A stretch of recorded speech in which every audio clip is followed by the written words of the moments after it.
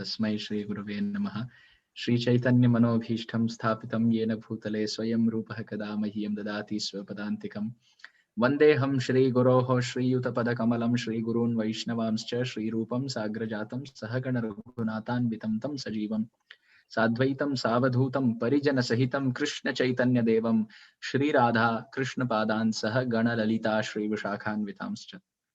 He Krishna Karuna Sindho Dina Bandho Jagatpate Gopesha Gopika Kanta Radha Kanta Namostute Tapta Kanchana Gaurangi Radhe Vrindavaneshwari Vrishabhanu Sutta Devi Pranamami Hari Priye Vancha Kalpatarubhyascha Kripa Sindhubhya Evacha Patitanam Pavanebhyo Vaishnavibhyo Namo Namaha. Namo Vishnupadaya Krishna Preshthaya Bhutale Srimate Bhakti Vedanta Swamy Niti Namine Namaste Saraswate Deve Gauravani Pracharane Nirvishesha Shunyavadi Paschatya Deshatarane Shri Krishna Chaitanya Prabhu Nityananda Shri Advaita Gadadhara Srivasadi Gaur Bhakta Vrinda Hare Krishna Krishna Krishna Hare Hare Hare Ram Ram Ram Hare Hare.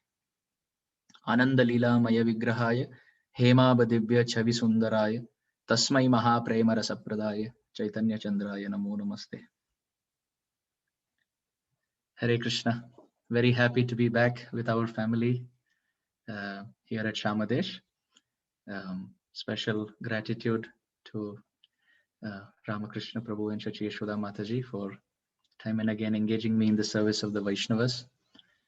To all the Vaishnavas and Vaishnavis on the call and all the wonderful, enthusiastic, Krishna conscious children also participating. My obeisances to each one of you for kindly participating and being on the call. So last time we were discussing about Krishna eating dirt and giving different excuses to Mother Yashoda. And this was the 8th chapter of the 10th canto. We left off at that point. And if you remember, we said that there are different reasons why Krishna ate dirt according to our acharyas. And there are different more detailed analysis to this pastime. So with your permission, I'd like to continue from the point where we left off last time to wrap up the pastime today. So Srila Jiva Goswami in his Gopal Champu has mentioned something very beautiful.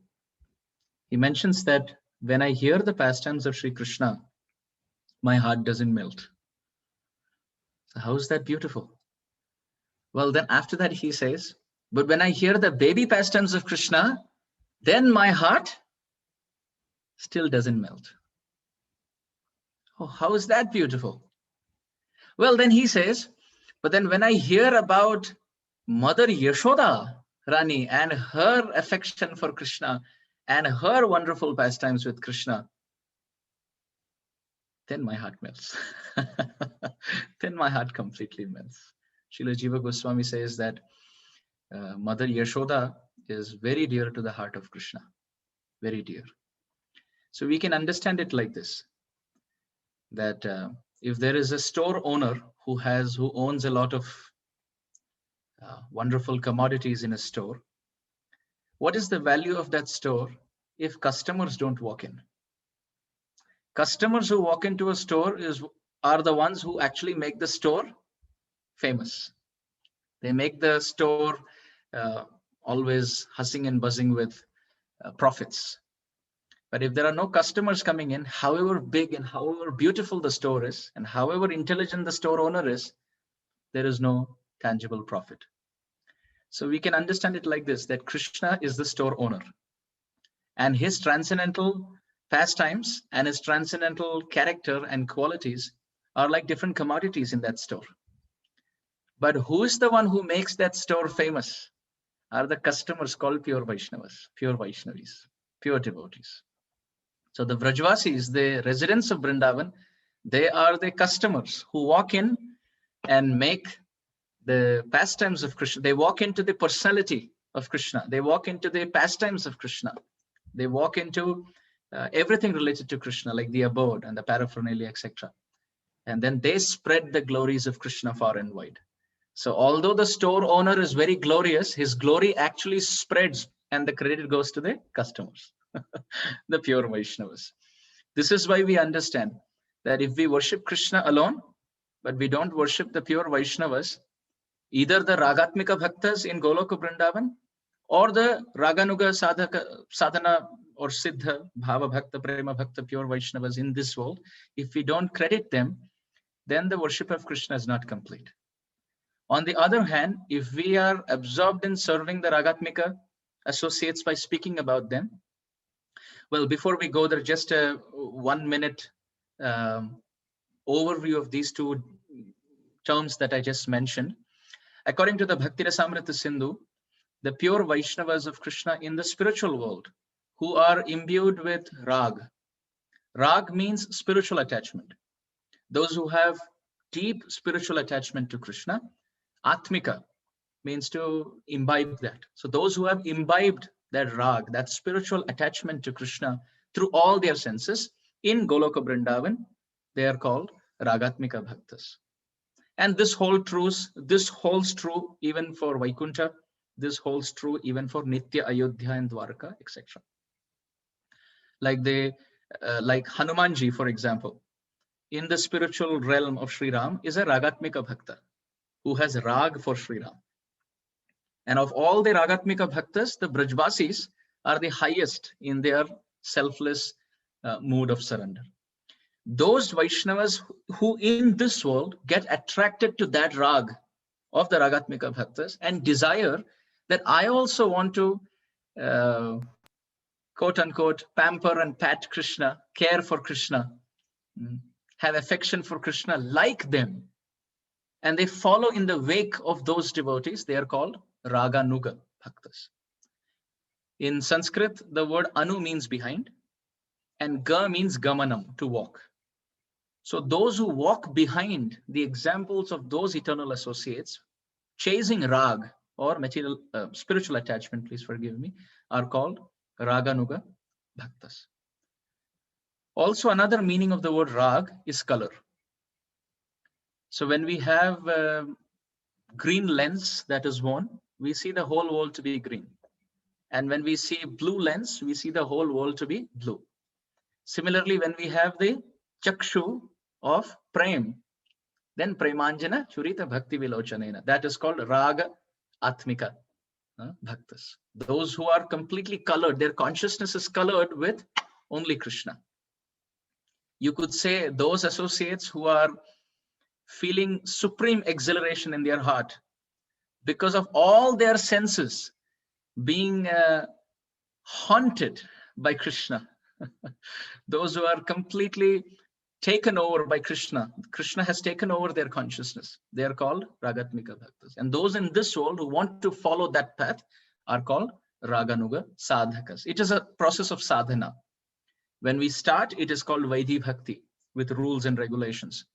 Raganuga Bhakti is also rules and regulations. Oftentimes the misconception is, or the notion is, in Vaidhi sadhana rules are followed, and in Raganuga sadhana rules are not followed. But that is not true.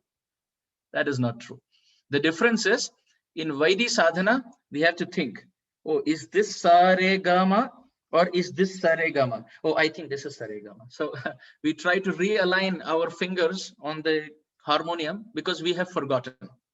So to bring it back to the rules that this is where I start from, after Sa I have Re, after Re I have Ga, after Ga I have Ma.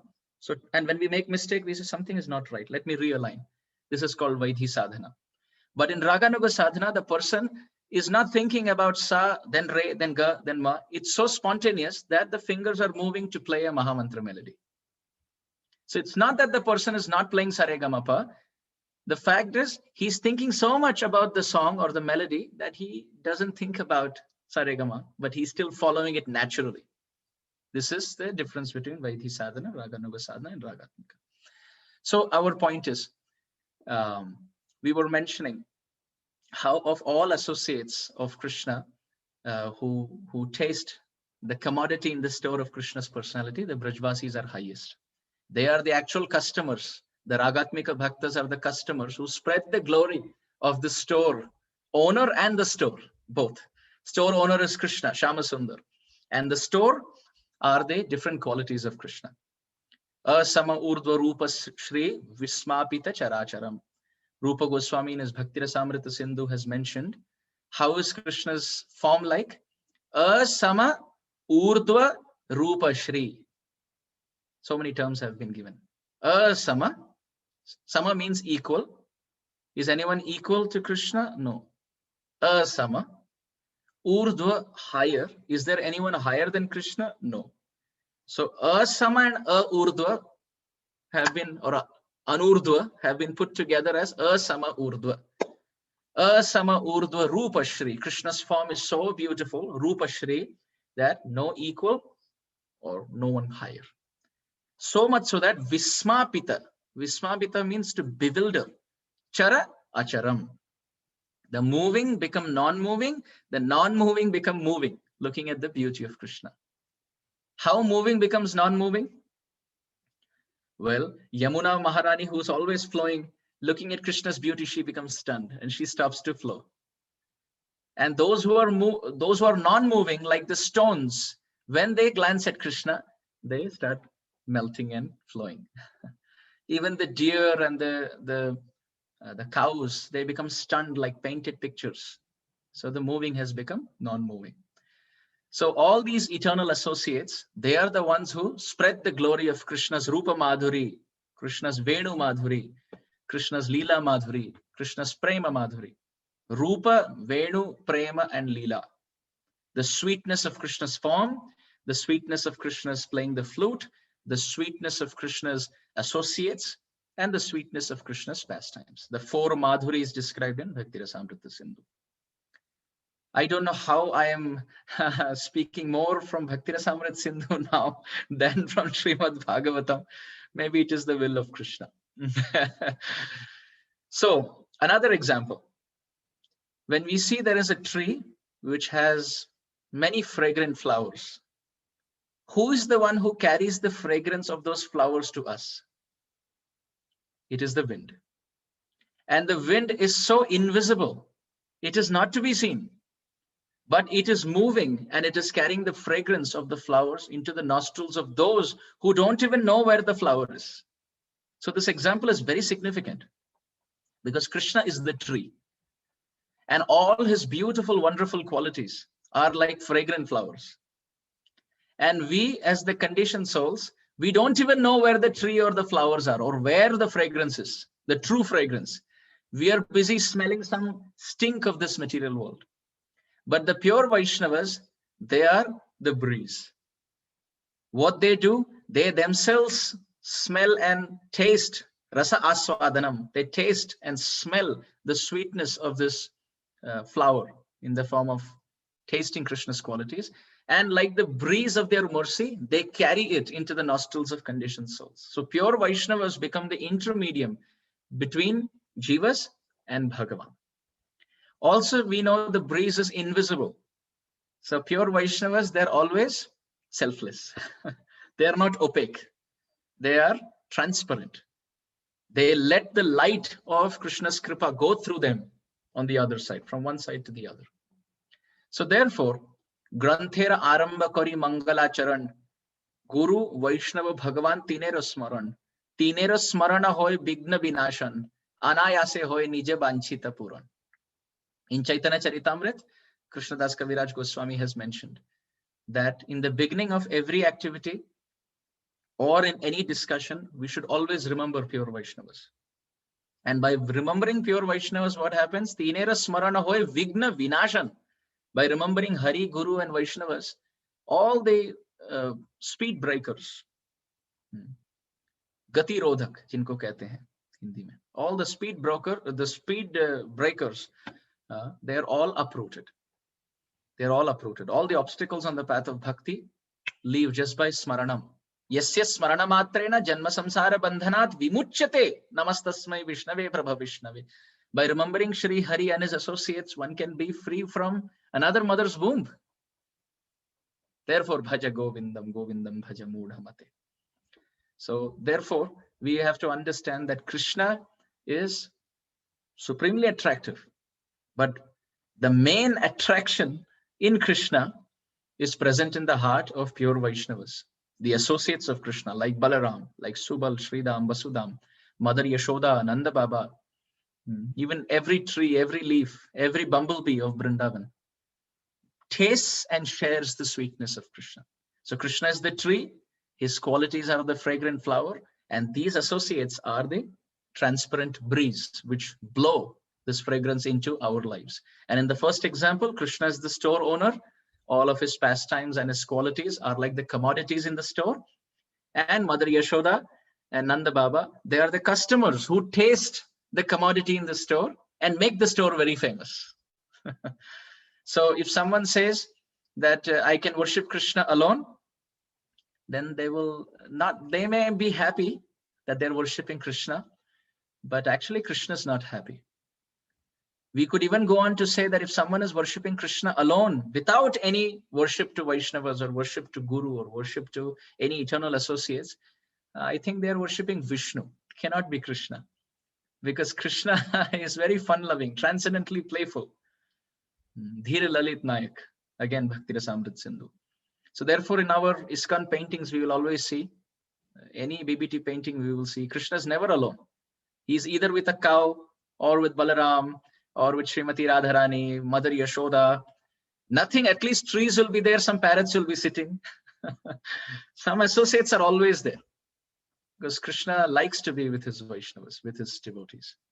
So therefore, in these pastimes, the Mrid Bhakshan Lila and the Dam Bandhan Lila, very specifically in the Bhagavatam, Mother Yashoda's position is of more importance than even Krishna.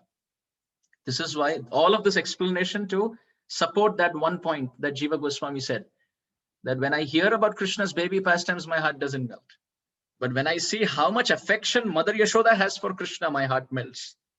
And not just melts, it becomes a butterball. My heart becomes a butterball, so that this son of Mother Yashoda can come and steal it away.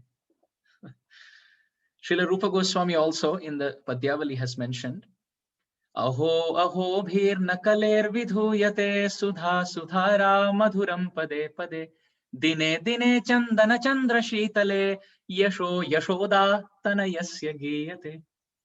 He says there is only one person who saved from the onslaught of Kali Yuga, the scorching heat of Tritapa, the scorching trouble of Janma Mrityu Jara Vyadhi. Who is that person? Anyone who sings the glory of the son of Mother Yashoda, only that person is saved, nobody else. Yasho, Yashoda, Tanayasya Giyate. Anyone who sings Giyate, the Yasha, the fame of Yashoda Tanaya, the son of Yashoda Rani. This is why Srila Prabhupada would say that if you want to please Krishna, always call out to him in relation to his eternal associates. In one class, Srila Prabhupada was mentioning, yes, if you say Krishna, Krishna is very pleased.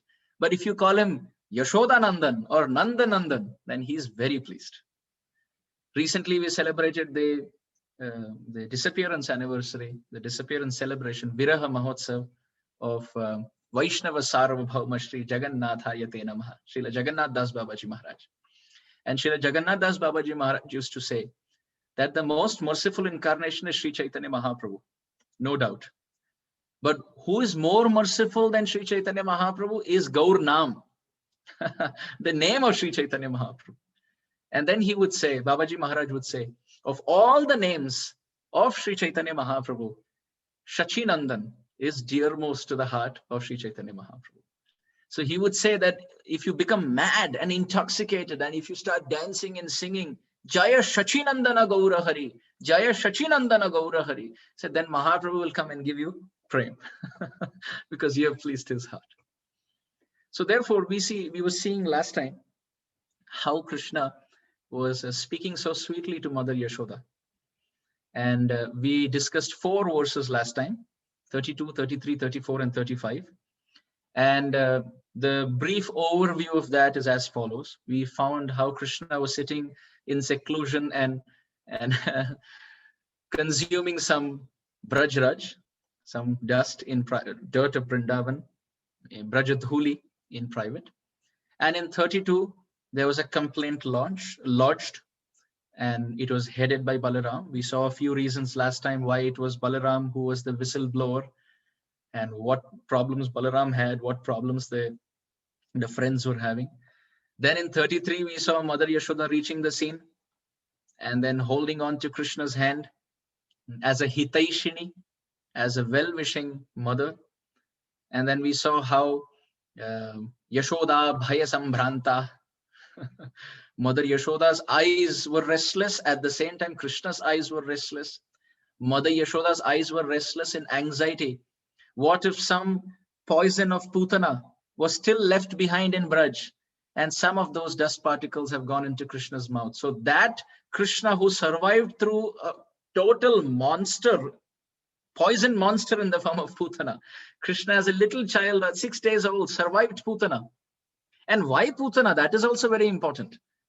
Our acharyas explain that every demon that Krishna killed in Vrindavan, who worked for Kamsa, they were all under Kamsa. Kamsa had won over all of them. Whether it is Keshi, Agasur, Bakasur, Dhenukasur, Vatsasur, Kamsa had defeated each one of them and subdued them. Only person whom Kamsa could never defeat was Putana.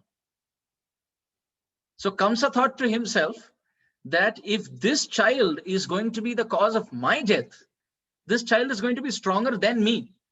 So I have to send a demoness or a demon who's stronger than me, who can go and finish this child. So this is why our acharyas explain why Putana was sent first. Also, there is another reason why Putana was sent. This is also very important to note. Very instructive also, why Putana was sent first. So if we see, Putana represents two qualities. First of all, she was in a feminine form. So that represents the attraction in this world.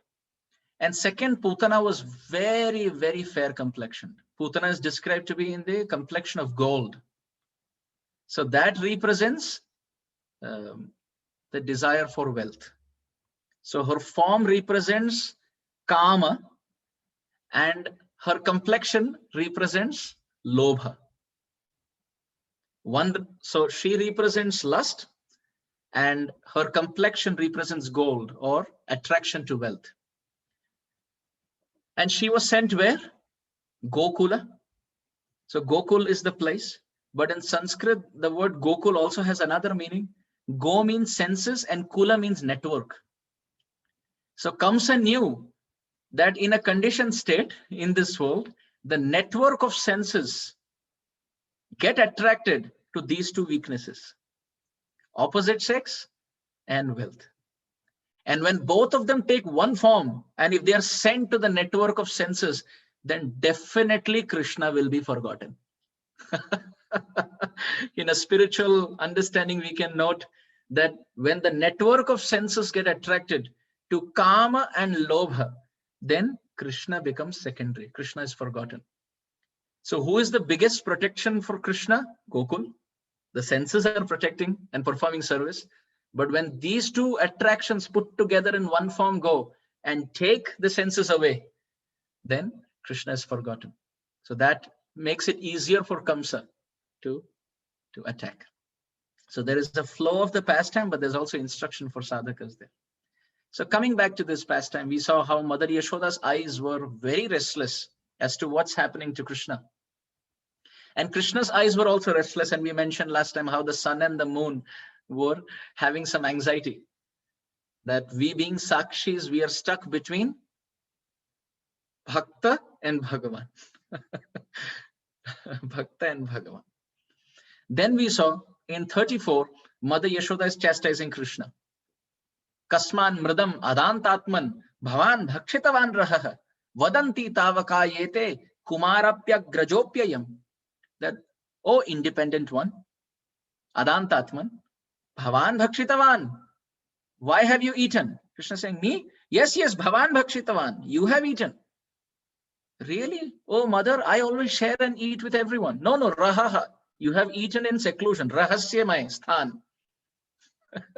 Gupta Vrindavan. Yeah. In Vrindavan, which is a Gupta sthali, lila sthali, there you have hidden. And Krishna knows to hide very nicely, because Krishna, as Murari, he is always Gupta in our heart.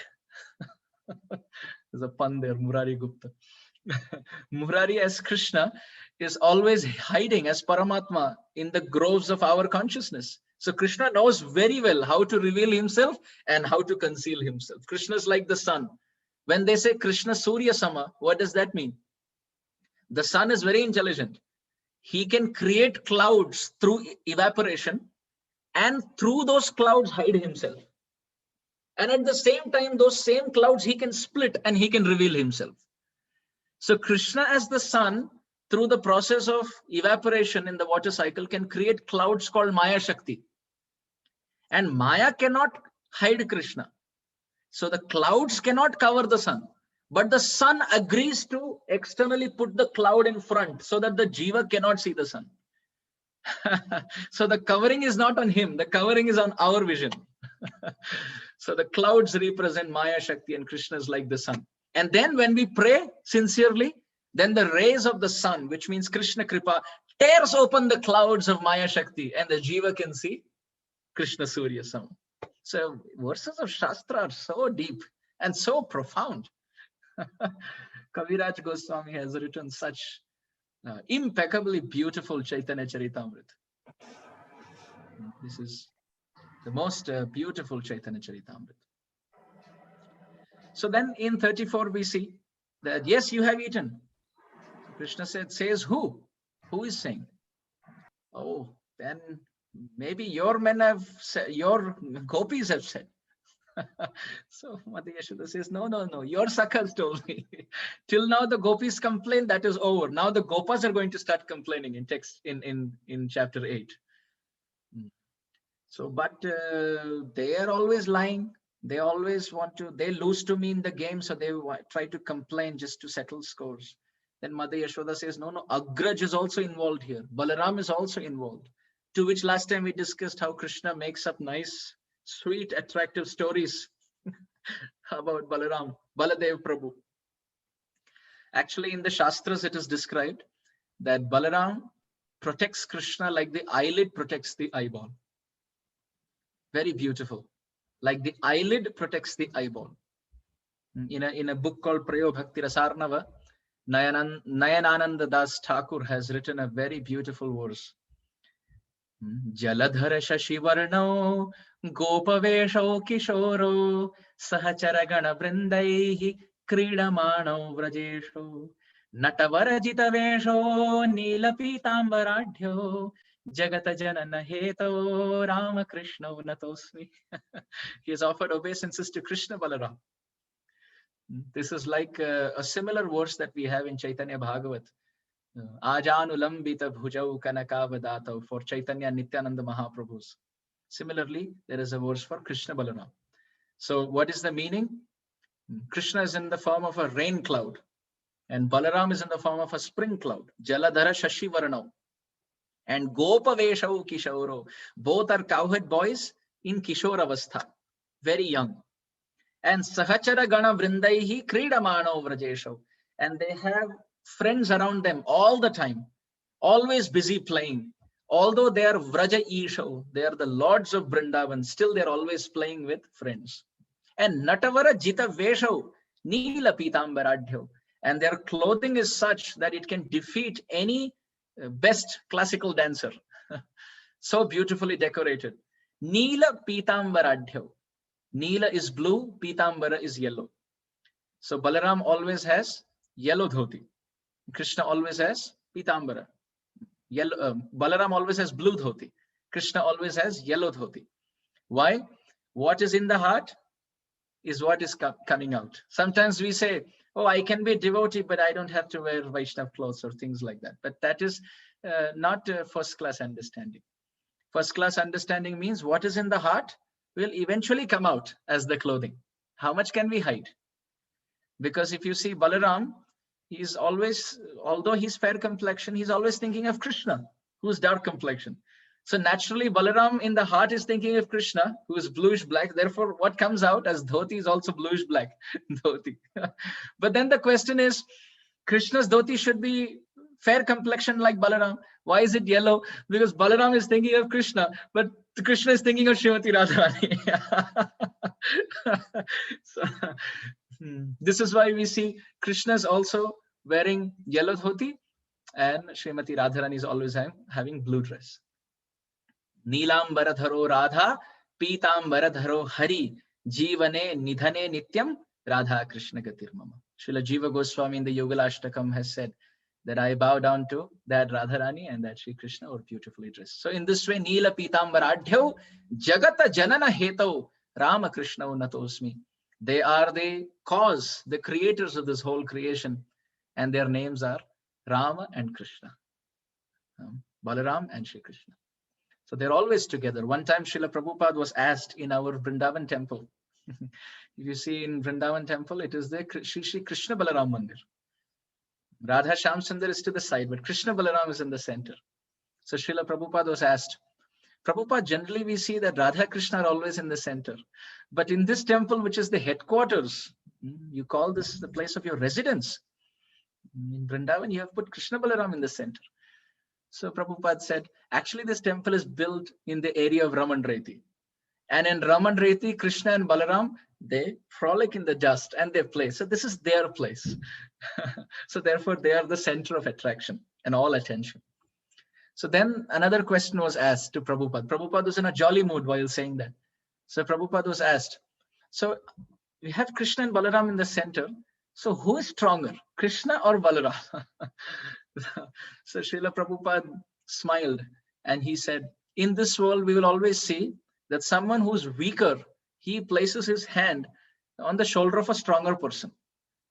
You will see that the child can sometimes put his hand around the father and rest on the father. The father is not going to fall off the chair. But if the father does that to the little child, the child will have some pain. It'll hurt. So Srila Prabhupada said, although Balaram's name has Bala in it, still he keeps his hand on Krishna's shoulder. So Krishna is stronger than Balaram. And Prabhupada hit his thigh with his palm and he chuckled and everyone started laughing. Prabhupada always had a very soft corner for Krishna Balaram. Always. Prabhupada also had Krishna Balaram picture in his room in Vrindavan. So Krishna started revealing a few secrets of his heart about his feelings with Balaram, and some transcendental sibling rivalry seems in Shastra to Mother Yashoda just to distract her. And then when he thought that Mother Yashoda was really buying his point, he bought enough time to swallow all the mud, gulping it down his throat into his belly. And then in confidence, text 35, he says, Na aham bhakshitavan amba, na aham bhakshitavan. Na, very negative. Krishna will never use the word na. Yaha shastra vidimutsruchya vartate kamakarataha na sasiddhim avapnoti na sukham na paramgati. Only when Krishna is very, very emphatic, no, no, no, no, no, only then he will use the word na. Otherwise he will not. So in the Bhagavad Gita, when Krishna has to say someone who doesn't follow Shastra, nasa siddhim avapnoti. He will not get any siddhi. He will not get any perfection. Na sukham. He will not get any happiness. Na param gatim. What to speak of liberation? He will not. He could have just, Krishna could have just used one na, but he used na for everything. Similarly, nasti eva, na asti eva, na asti eva, na asti eva, gatiranyatha. In the Harir Nam verse also, na has been used, emphatically saying no to the other paths. So in the Bhagavatam, if you see all the verses that Krishna has spoken, if we analyze, rarely does Krishna start a verse with na. As the most eloquent speaker of public speaking, Krishna is teaching never to start anything in a negative way, but always put it optimistically positive and affirmative. Even if you have to say to someone, don't do like this, don't keep it there. The better way would be, maybe next time we can keep it here. Instead of saying don't do, the positive alternative can always be proposed. So Krishna has always been like that in his speaking. But in the Bhagavatam, we'll see only 2 times Krishna starts a verse with na in the Dasham Skanda. Only 2 times. Once is this one, that where he's speaking, Krishna is speaking to Mother Yashoda. And another is where Krishna is speaking to the gopis of Vrindavan.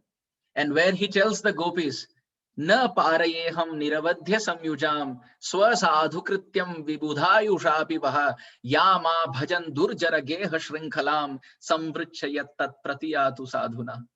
Oh dear gopis, even in the lifetime of Brahma, I will not be able to reciprocate to the service that you have offered. So there, Krishna is emphatically saying, I will not be able to reciprocate. So instead of using the word na in the verse somewhere, he starts by saying, na paraye aham. I cannot reciprocate. I cannot pay back the debt that I am in. I cannot repay all of you, O gopis. So there Krishna says, because he's confident he will not be able to. And here in Vatsalya Prem, he is confident that he has not eaten. Na aham bhakshitavan amba. Oh, I have not eaten. Aham na bhakshitavan, aisa nahi hai. He is not saying aham na bhakshitavan. I did not eat. Bhakshitavan means eating. Aham means I. He is not saying I did not eat. It's not aham na bhakshitavan. He says na aham bhakshitavan. No, no, no, no. I eating. No, no, no, no, no. Not possible. Not possible. So sometimes when you see little children tell their mama, no, I did not, then we should immediately remember. Na aham bhakshitavan amba. Sarve mithya abhisamshina. Everybody is lying. I am the only truthful one. And there we saw how Mother Yashoda is being caught by Krishna's sweet words. He calls Mother Yashoda Amba. He could have called Mata. He could have called Janani. He could have used so many words. But he uses the word Amba. Amba means she who holds the child for 9 months in the womb. So, oh Maya, you're using praman, you're using proofs and evidence from outside when I am an inner commodity. I came from you. You know me, I know you 9 months more than you or me know anyone else. So our relation is deeper. It's the first primary bond. My relation with others is the secondary bond. So you don't prove to a primary bond with examples coming from a secondary bond. You make a point to the secondary bond using the praman from the primary bond. Like you can go and tell your friends that my mother said this. Krishna, that's you meaning not we, but Krishna. Krishna can go and tell his friends that my Maya said this. Therefore, I will do this. Fair enough. But you can go and tell Maya that my, the friends are saying, so it must. So it doesn't, Krishna's making that point. Sarve mitya. Sarve. Sarve. Acharyas are saying sarve means friends. Sarve also includes Balaram. Mother Yashoda put 2 categories of complaint. Friend said like this, Balaram also said like this. But Krishna is saying sarve. He's not saying, oh, first we will address the friends, then we will address the brother. He said, no, if my brother is taking sides with them, sarve. He is just like any other friend for me. Sarva. Sab eki. They're all like fruits of the same basket. Mithya. Everybody is lying. And yadi satya girastarhi. Oh, mother, if you really want to know who has a truthful tongue, samaksham pashyame mukham. Please look into my mouth. Samaksham, and directly see. Pashyame mukham. Look into my mouth, oh mother. And then you decide who has a truthful tongue. Is Krishna truthful? Oh, yes. He is the supreme absolute truth. He is the supreme absolute truth. Satya vratam, satya param tri satyam. Satyasya yonim nihitam cha satye. Satyasya satyam rita satya netram. Satyatmakam tvam sharanam prapanna. When Krishna enters the womb of Mother Devaki, the demigods are offering this prayer from the 2nd chapter of the 10th canto. That Krishna, Satya vratam, satya param, tri satyam, satyasya yonim nihitam cha satye, satyasya satya, rita satya netram, satyatmakam tvam sharanam prapanna. Imagine if one word is repeated 9 times in a 4-line verse. You can imagine how important that is. So much so that in the Bhagavatam, Krishna is the Vastava Vastu. And therefore, Satyam Param Dhimahi. He is not just Satyam, he is Param Satyam. He is the highest truth, which means friends could also be truth. Their words also could be truthful. But between Krishna and the friends, they are Satya. Krishna is Satyam Param. So you look into my mouth like that. And Acharyas are also mentioning a few points as to how Krishna, either he's speaking the truth or he's speaking the untruth. So all of this was discussed last time. Since the class is only once a month, the recap is little detailed because if it was, let's say, once a week, then it's a little more fresh. But then from one class to another, since it's 1 month and it's a connected topic, Therefore, I spent some time refreshing this. Now we will move ahead from this point.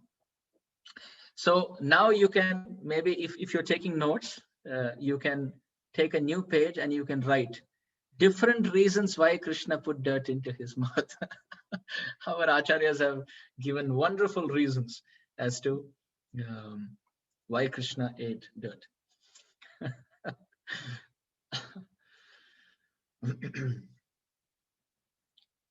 So reason number one, why Krishna ate dirt.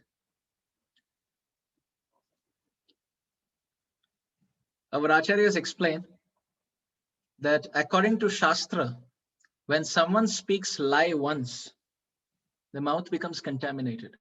So they have to immediately wash their mouth and do achaman. Then the mouth becomes pure. Let's say if they lie 2 times, then also this will work. If they lie 3 times, then also this will work. But if they lie more than 3 times, then achaman should not be done with water, because that will also not purify. Then how should achaman be done? Achaman should be done with mud. So Krishna in a dainya bodhatmika prarthana bhav, in humility, he was sitting in seclusion and thinking, I am only 2.5 years old, but I have already lied so much that even my own Shastra doesn't work on me. If I try to do achaman with water, it won't work. Therefore, I must do achaman with mud. Thinking of this, Krishna in seclusion was putting mud into his mouth. So even when Guru Tattva was coming and stopping him, saying, my Lord, you don't have to do achaman, which is when Balaram is coming and stopping Krishna. You don't have to do achaman because you're the Satyam Param. But Krishna in his humility, he's saying, no. Guru may say that Krishna is perfect, but Krishna in his humility doesn't think he is perfect. He's always thinking Guru is perfect or Vaishnavas are perfect. It's a mutual competition of love. So Krishna was not stopping. He was thinking, what does Balaram know about how many times I have lied? Gone to different homes and broken butter pots and said, no, I came here only because I was searching for a calf. Nanda Baba's calf has gone missing. So I think I saw it run into your house. And the gopi would say, right, into my house, especially in the place where I keep butter pots, correct? And Krishna said, yes. And I saw that calf jump into that pot. So I am putting my hand inside to see if that calf is there. Another time when Krishna was caught, Krishna was putting his hand into the butter pot and he was tasting. So when the Braja Gopi came and said, oh Lala, what are you doing? Now he cannot say that what he's doing. So Krishna said, actually, I am doing some seva. Some seva. Really? What seva? Mother Yashoda said, I must today come and serve you. Therefore, I have come to your house. So, but how you eating butter, how is it doing service to me? Krishna said, oh, that's a very important question. You're putting so much hard work. I see you're sweating so much and you've made such ecstatic butter. But then you're going wrong in one place. I am seeing one big ant walking into this butter pot and it is going inside the butter pot. Then I'm feeling if this big black ant goes into the butter pot, then the butter pot becomes impure. You cannot offer it to Vishnu. Therefore, I am putting my hand in the butter pot to search where that black ant is so that I can remove it out and help you. Is Krishna lying? No, he is that black ant.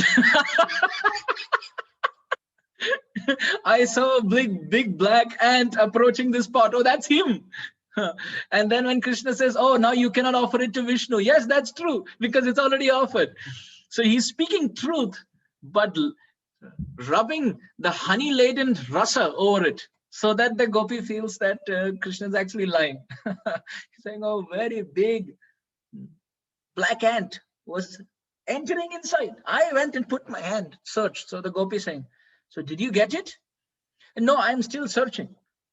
So then Krishna says, okay, then the gopi says, okay, if you're searching, then why is there butter in your mouth? Krishna said, Oh, that is even more deeper question. Actually, when the ant gets into the pot, I'm putting my hand and searching. But my fear is, I think I'm searching in the same place again and again. So I have made a plan.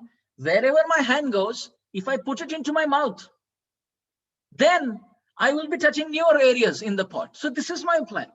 Whichever I touch, and if there is no ant, I will put in the mouth. Then finally, only the ant will remain. Balya lila manoharam. Krishna's baby pastimes are very attractive. Gopala udara charitam. Kastripyetamritam jushan. The Bhagavatam has asked this question, that Gopala udara charitam, in the pastime of Kaliya, that Krishna's pastimes are udara, so sweet and magnanimous. So who's that person who will say, Kona tripyeta shrunvana shrutajna nitya nutana? Who will say no to the hearing of these pastimes? Nivritta tarshai rupagiyamanat bhavaushada shrotra manobhiramat ka uttama shloka gunanuvadat puman virajyeta bina pashugna. Canto 10, chapter 1, text 4. That by hearing Krishna Lila, all audiences get entertained. So here Krishna is sitting in seclusion, reason number 1. And he is doing achman with mud, thinking that I have lied so many times. Therefore, even water achman will not work. I have to do mrid bhakshan achman. By taking mud into my mouth, I have to do achman. This is reason number 1. Reason number 2. Mother Yashoda would always discuss with Rohini Devi, talking with Rohini Devi. Oh, how much teeth have developed into Balaram's mouth? And Rohini Devi would say, oh yes, I see a little rice grain like teeth or tooth growing into Balaram's mouth. And Mother Rohini would ask Mother Yashoda, what about Krishna? And Mother Yashoda would say, oh, I was so busy in my household activity that I completely forgot to look into Krishna's mouth and count the number of teeth in his mouth. And this happened once, twice, thrice. Krishna thought, this is too embarrassing that my mother doesn't know the exact count of how much teeth I have in my mouth. So if I put something like this into my mouth, then by force she will open my mouth. Even if she sees the mud, no problem. At least she will count and know the exact number of teeth in my mouth. So when next time Mother Rohini asks, my mother will be able to say. So if I have to eat dirt, that is fine. To keep the reputation of my pure devotee, I am ready to even eat dirt.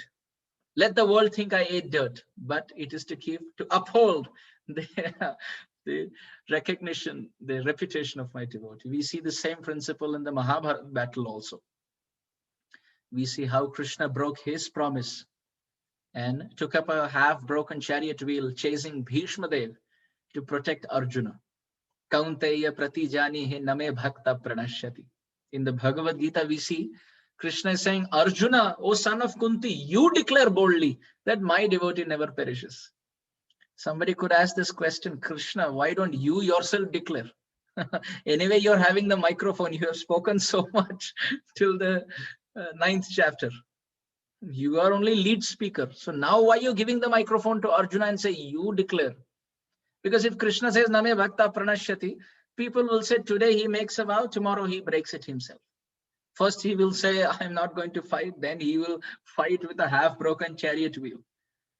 But never has there been a case where his devotee makes a promise and Krishna fails to fulfill it. So if I say that my devotees never perish, Krishna, you may forget your promise. But Kaunteya, O Arjun, son of Kunti Devi, you declare boldly, Name Bhaktaha Pranashyati. Oh, then devotees will take it very seriously that this has been spoken by a pure Vaishnava. So therefore, to uphold the principle of Mother Yashoda's image, Krishna is ready to put dirt into his mouth. Reason number 3. Mother Yashoda had taught Krishna 2 principles at 2 different times. Okay, 2 principles at 2 different times. Krishna but put both of them together. So principle number 1. Mother Yashoda had told Krishna, oh Krishna, you have 7 mothers. The birth-giving mother is a mother. The one who nurses the child is a mother. The queen is a mother. Brahman Patni is a mother. Mother cow is a mother. The wife of the guru is a mother. And the seventh is Bhumi Devi herself. Saptama Janani. The seventh mother is Bhumi Devi. Dhara, Dharitri, Dharani, Prithvi, Vasudha, Mahi. This Prithvi is the seventh. So you have 7 mothers like this. This is principle number 1 that Mother Yashoda had told Krishna at one instant. At another instant, Mother Yashoda had told Krishna, Krishna, whenever you get tired, you should run to your mother and get nourished by her breast milk. Telling Krishna that you should never go hungry and thirsty and tired and exhausted. I am always there for you. So Krishna was thinking, oh yes, principle number 1 and principle number 2. Now I am tired. I am very tired to go to Mother Yashoda. Let me see who is the closest mother here. And the closest mother was Bhumi Devi. And the breast milk of Bhumi Devi is Mrid. So Krishna thought, as a child, I want to be nourished by the affectionate milk of my mother, and the milk of Bhumi Devi is Mrid or mud. Therefore, in this mood, Krishna took some mud and put it into his mouth, thinking that he is going to be nourished the same way as he gets nourished by the breast milk of Mother Yashoda. This is Balya Lila Manohar. So Krishna, he was trying. And he was trying to put it in his mouth and think, this is not how I feel. And he tried for some time before Baladev Prabhu came and helped him. And it's interesting. Mother Yash, so Krishna's rasa with Bhumi Devi is Vatsalya. Mother Yashoda's love for Krishna is also Vatsalya. But Balaram is Sakha mixed with Vatsalya. So just like in Damodar Lila, when Mother Yashoda tied, Balaram and the friends could not untie. So similarly, this pastime is Vatsalya Lila. This is why when Balaram came, he couldn't stop. But he had to go to another mother to have this pastime being stopped. Because it was between Bhumi Devi and Krishna. And therefore it had to be with Yashoda Rani and Krishna, another mother. And Baladev Prabhu could just go and blow the whistle, but he couldn't come and actually stop. So this is reason number 3. Now reason number 4. In Ayurveda, there is a statement, Vishasya Visham Aushadam. Vishasya Visham Aushadam. That the medicine for one kind of poison oftentimes is another kind of poison. Which means if there is a snake bite in the body, the Vaidya would typically inject another poison in the body, which will offset or which will completely nullify and neutralize the effect of the previous poison, the snake bite. We see even the praman for this in the Mahabharata.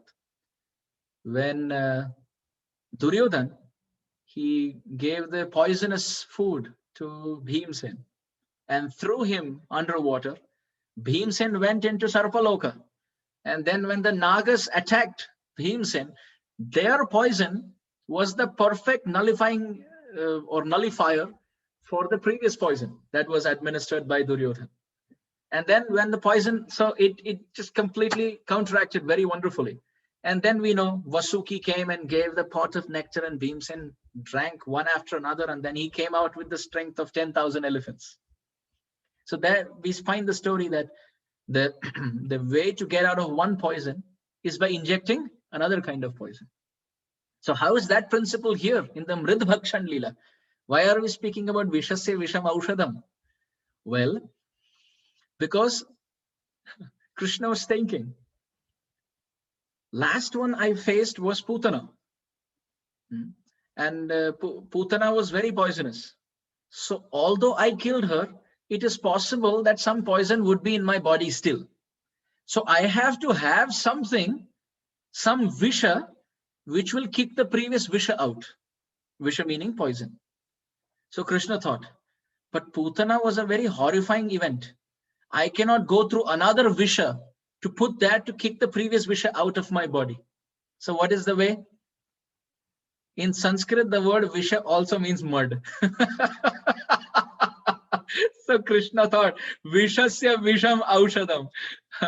The medicine for one Visha is another kind of Visha. I cannot have another kind of poison to take the poison of Putana out. Let me find some synonymous words for Visha. And then one of the meanings of the word Visha, it referred to mud. So Krishna thought, so if I take this Visha as mud and put it into my mouth, Vishasya Visham Aushadam. The poison of Putana will go away by eating this dust. So this was the fourth reason why Krishna ate mud. Fifth reason. This is a very important reason. In the fifth reason, again to Ayurveda, it is described that if someone eats oily, slimy, or sticky substances for quite some time, their stomach will get spoiled. So what should they do? They should give it up and start eating shushka padartha, which means dry items. They should eat something which is dry. Then when they do that, their digestive system will be fine. And who has said all this? It is given in the Ayurveda. Krishna thinks to himself, I myself as Dhanvantari give all these principles in Shastra, but if I don't follow it, who else will follow? People will say, जिन्होंने बनाया है वो खुद इसका पालन नहीं करते तो हम क्यों पालन करें? So Krishna said, when I come in this incarnation, I should follow my own principles. So what is the principle in Ayurveda? That when you eat some tasty, oily, greasy stuff for a long time, digestion becomes little slow. So we should give it up and eat dry food. So Krishna was thinking, this is my situation. In the last 2 years that I have been here, I have been eating only butter and milk sweets and ghee, because being with cows, this is all that I have. So I think my stomach digestion is not quite right. So I think I should give it up and eat something very dry. And as he was thinking of what is the most dry thing that he should eat, his vision went onto the floor and he saw mud. So Krishna thought, I should give up eating butter and ghee and yogurt and milk sweets for some time and eat only dry things. And of all the dry things, the driest thing is mud. So let me take this and start with my own vrat. As Dhanvantari, let me follow my own Ayurveda. And Krishna put mud one after another in his mouth. This is another reason our acharyas have given. Next reason. A very interesting reason. Is everyone understanding? Am I going very fast? Is it okay? Okay, good. So next reason. Our acharyas describe next reason why Krishna ate dirt. He said that this was only to prove to Mother Yashoda how much the gopis are torturing him by complaints.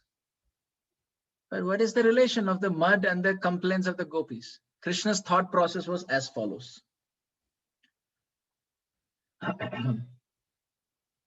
Oh Maya, look, I am eating mud where? In my own house courtyard, I am sitting and eating mud. And look how much havoc they are creating. If I eat mud, my own mud, from my own Nanda Bhavan courtyard, they have so much problem. You really think they will let me go into another person's house, break through all the pots and eat all the butter? And you think I will stack up boxes and pile and climb up and put my hand and swing on that butter pot? And you really think, Mother, this is all possible? If they're making so much hue and cry when I eat my own dirt in my own house, how will they even tolerate me going into another house? So just to prove to Mother Yashoda that all the complaints of the gopis for Navanita Taskari Lila, which means stealing of the butter, just to prove to Mother Yashoda that the complaint of the gopis are all wrong and baseless, Krishna ate dirt in his own courtyard. This is a reason wonderfully given by the acharyas. Then the next reason that the acharyas give, they say that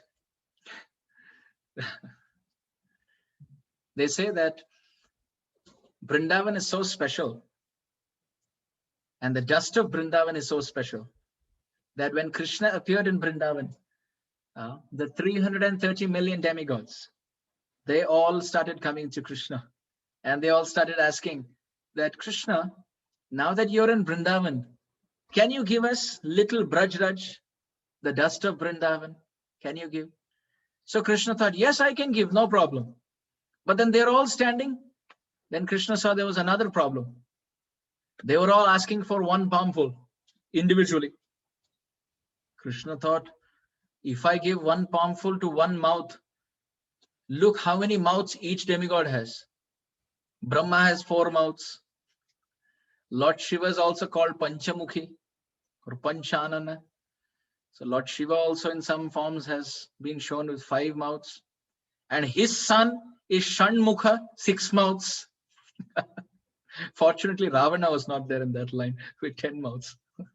So all the demigods with different mouths are standing. So Krishna thought, wait a minute, I have agreed to them that I will give them the dust of Vrindavan so that they can accept in their mouth. But if I give one palmful to each mouth, each demigod has so many mouths. If I give the whole of Vrindavan to them, then the whole purpose of my incarnation to be in the dust of Braj is lost. If I give it to them, what will I have? So Krishna told all the demigods, I will not be able to give you. Demigod said, but my Lord, you're going back on your own words. Krishna said, no, I will give you, but not like this. 330 million demigods, 33 crore demigods, all of you reside in me. So I will put one palmful in my mouth, whatever goes inside, you share and take it. I am not going to individually distribute. Thinking of this, giving the dust of Vrindavan, Braj Raj to the whole creation, Krishna put it into his mouth, because in his body, the demigods reside. How beautiful is this? So beautiful. Every gesture in Krishna Lila has hundreds and hundreds of meanings. And our acharyas have painstakingly given us all of this in their commentaries. How sweet. How can we say that my chanting is inattentive? My mind gets distracted. Where does the mind get distracted to? Away from where? Or away from Krishna to where? Is that even 1% as attractive as these reasons are? These reasons are so sweet that it's possible while we are chanting Hare Krishna, and if the thought comes of these reasons, it's possible 16 rounds may go past like this and mind has not moved an inch out of Nanda Bhavan. Constantly absorbed just at that picture of baby Krishna eating. So Mrid Bhakshan Leela, 16 rounds are done. Possible for some great souls. So this is why we hear Bhagavatam, to nourish our Nam Bhajan with so much feeling, so that through the tongue, it's not simply a train of syllables or some racer japa looking at the wall clock, somehow pulling up the strings of the counter beats, but calling out lovingly to Krishna. Next reason. Ahara Shuddhi Sattva Shuddho. Sattva Shuddhi Dhruva Smritihi. Shastra describes we are what we eat, which means if we eat Sattva Guni, we will become Sattva Guni. If we eat Rajoguni, we will become Rajoguni. If we eat Tamoguni, we will become Tamoguni. Depending on what we eat is what we become. Krishna thought to himself. Our Brajendra Nandan has a lot of thoughts. So Krishna thought to himself, I have appeared in this world for what? Prithvi Bhara Nasho Mukundaha. I have come to become a Kshatriya, to destroy all the opposing kings and to reduce the burden of Mother Earth. So to defeat opposing kings means I have to fight. Fighting means Kshatriya, and generally that means Rajogun. What kind of food am I eating? Only Sattvagun. I am eating only sweets, I am eating only butter, I am drinking only milk.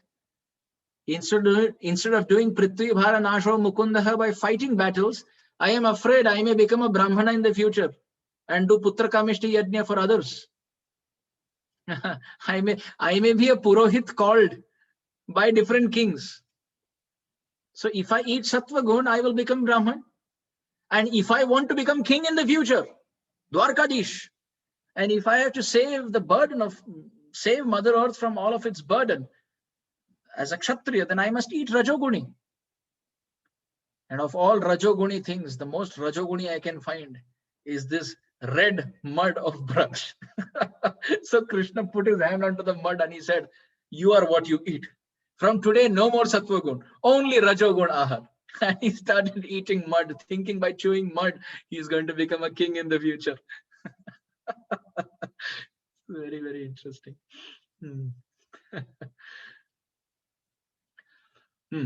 Another reason why Krishna ate dirt. This I mentioned in the previous class. Krishna ate dirt thinking this is the way I will reduce the burden of Mother Earth. I have promised Mother Earth that I will reduce the burden on her back. But little did Krishna know that by eating 0.0001 gram weight dirt, he is now going to reduce the burden of Mother Earth, the weight of Mother Earth by any. So Krishna started taking and putting in his mouth, thinking that now maybe some burden of Mother Earth would have reduced. I may have reduced some weight by eating some mud. This is the reason why he started eating, to help Mother Earth. Another reason, also that I mentioned last time. One name of Mother Earth is Rasadevi or Rasavati. She who is the origin for all tastes. You see, all crops, all fruits, all vegetables come from Mother Earth, and they're all very tasty. So Krishna thought, if individually they are so tasty, then how tasty will the source of all tastes be? And if I take my friends with me, then we will have to share all the taste. So I will go alone and I will taste the taste, Rasavati Devi, Mother Earth, whose name in itself has rasa or taste in it. She from whom tastes come, she whose name has the word taste. How tasty will that Mother Earth be? So therefore, let me go and taste her in seclusion. So Krishna went. Krishna as the source of all tastes, which means Akhila Rasamrita Murti. There's a play of words here. The source of all taste, Krishna, was going to taste the source of all tastes, Mother Earth. And Krishna went and accepted Raj. How many reasons have we done till now? 10. Next reason. 11. Reason number 11. Krishna thought to himself, when you associate with great people, you get their qualities. Right? When you associate with great people, you get their qualities. Krishna thought to himself, my life is very, very, very difficult. Because all the time complaints, all the time chastisement, all the time blame, all the time correction, all the time improvement. And it gets very difficult for me to tolerate. Very difficult. I cannot tolerate all these complaints. I'm only 2 years old. And how much complaint? If in 2 years old, so much 2,000 or 20,000 or maybe 20 million complaints are coming, then when I become 125, how many complaints will be there? So from now itself, I must develop the quality of tolerance. I must learn the art of tolerating these complaints. Krishna thought, I must associate for that with a person who's very tolerant. And of all tolerance personifications, Mother Earth is the highest. Therefore, one name for Mother Earth is Kshama Devi. She who tolerates, not just tolerates, but also forgives the tormentors. People perform such horrible crimes on Mother Yashoda, not Mother Yashoda, but Mother Earth's back. Still Mother Earth, Bhumi Devi, she tolerates everything. Bhumi Devi tolerates. Some are digging through, some are causing other harms, natural pollution and killing of animals, whatnot. And she tolerates and forgives like a mother. So Krishna thought, I must go and take the dust from her feet on my head and in my mouth as prasad, so that I get some association of her, and some of her qualities of tolerance will come into me. So therefore, to increase his tolerance, Krishna went in seclusion, introspective mood, that this mood will not come in public. You have to go alone in seclusion and think that, oh, Bhumi Devi, your kshama quality, the gun of forgiving, you please give it to me, so that I can not just tolerate, but forgive these complainers also. These gopis who are having so many complaints. I will tolerate and forgive. Next time, don't complain, okay? This time I forgive you. So to give everybody my mercy, I must associate with someone who has that quality. And in this mode, Krishna associated with Bhumi Devi and took her uchishta. How do you get the mercy of a great soul? Either through the padathuli or the uchishta. So for Bhumi Devi, both are the same.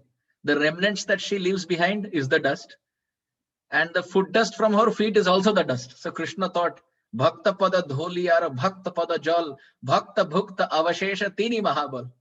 So I will take some vrajraj in my mouth. This is the 11th reason.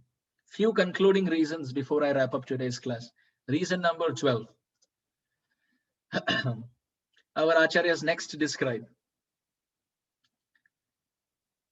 that this is a very interesting one, very, very beautiful one.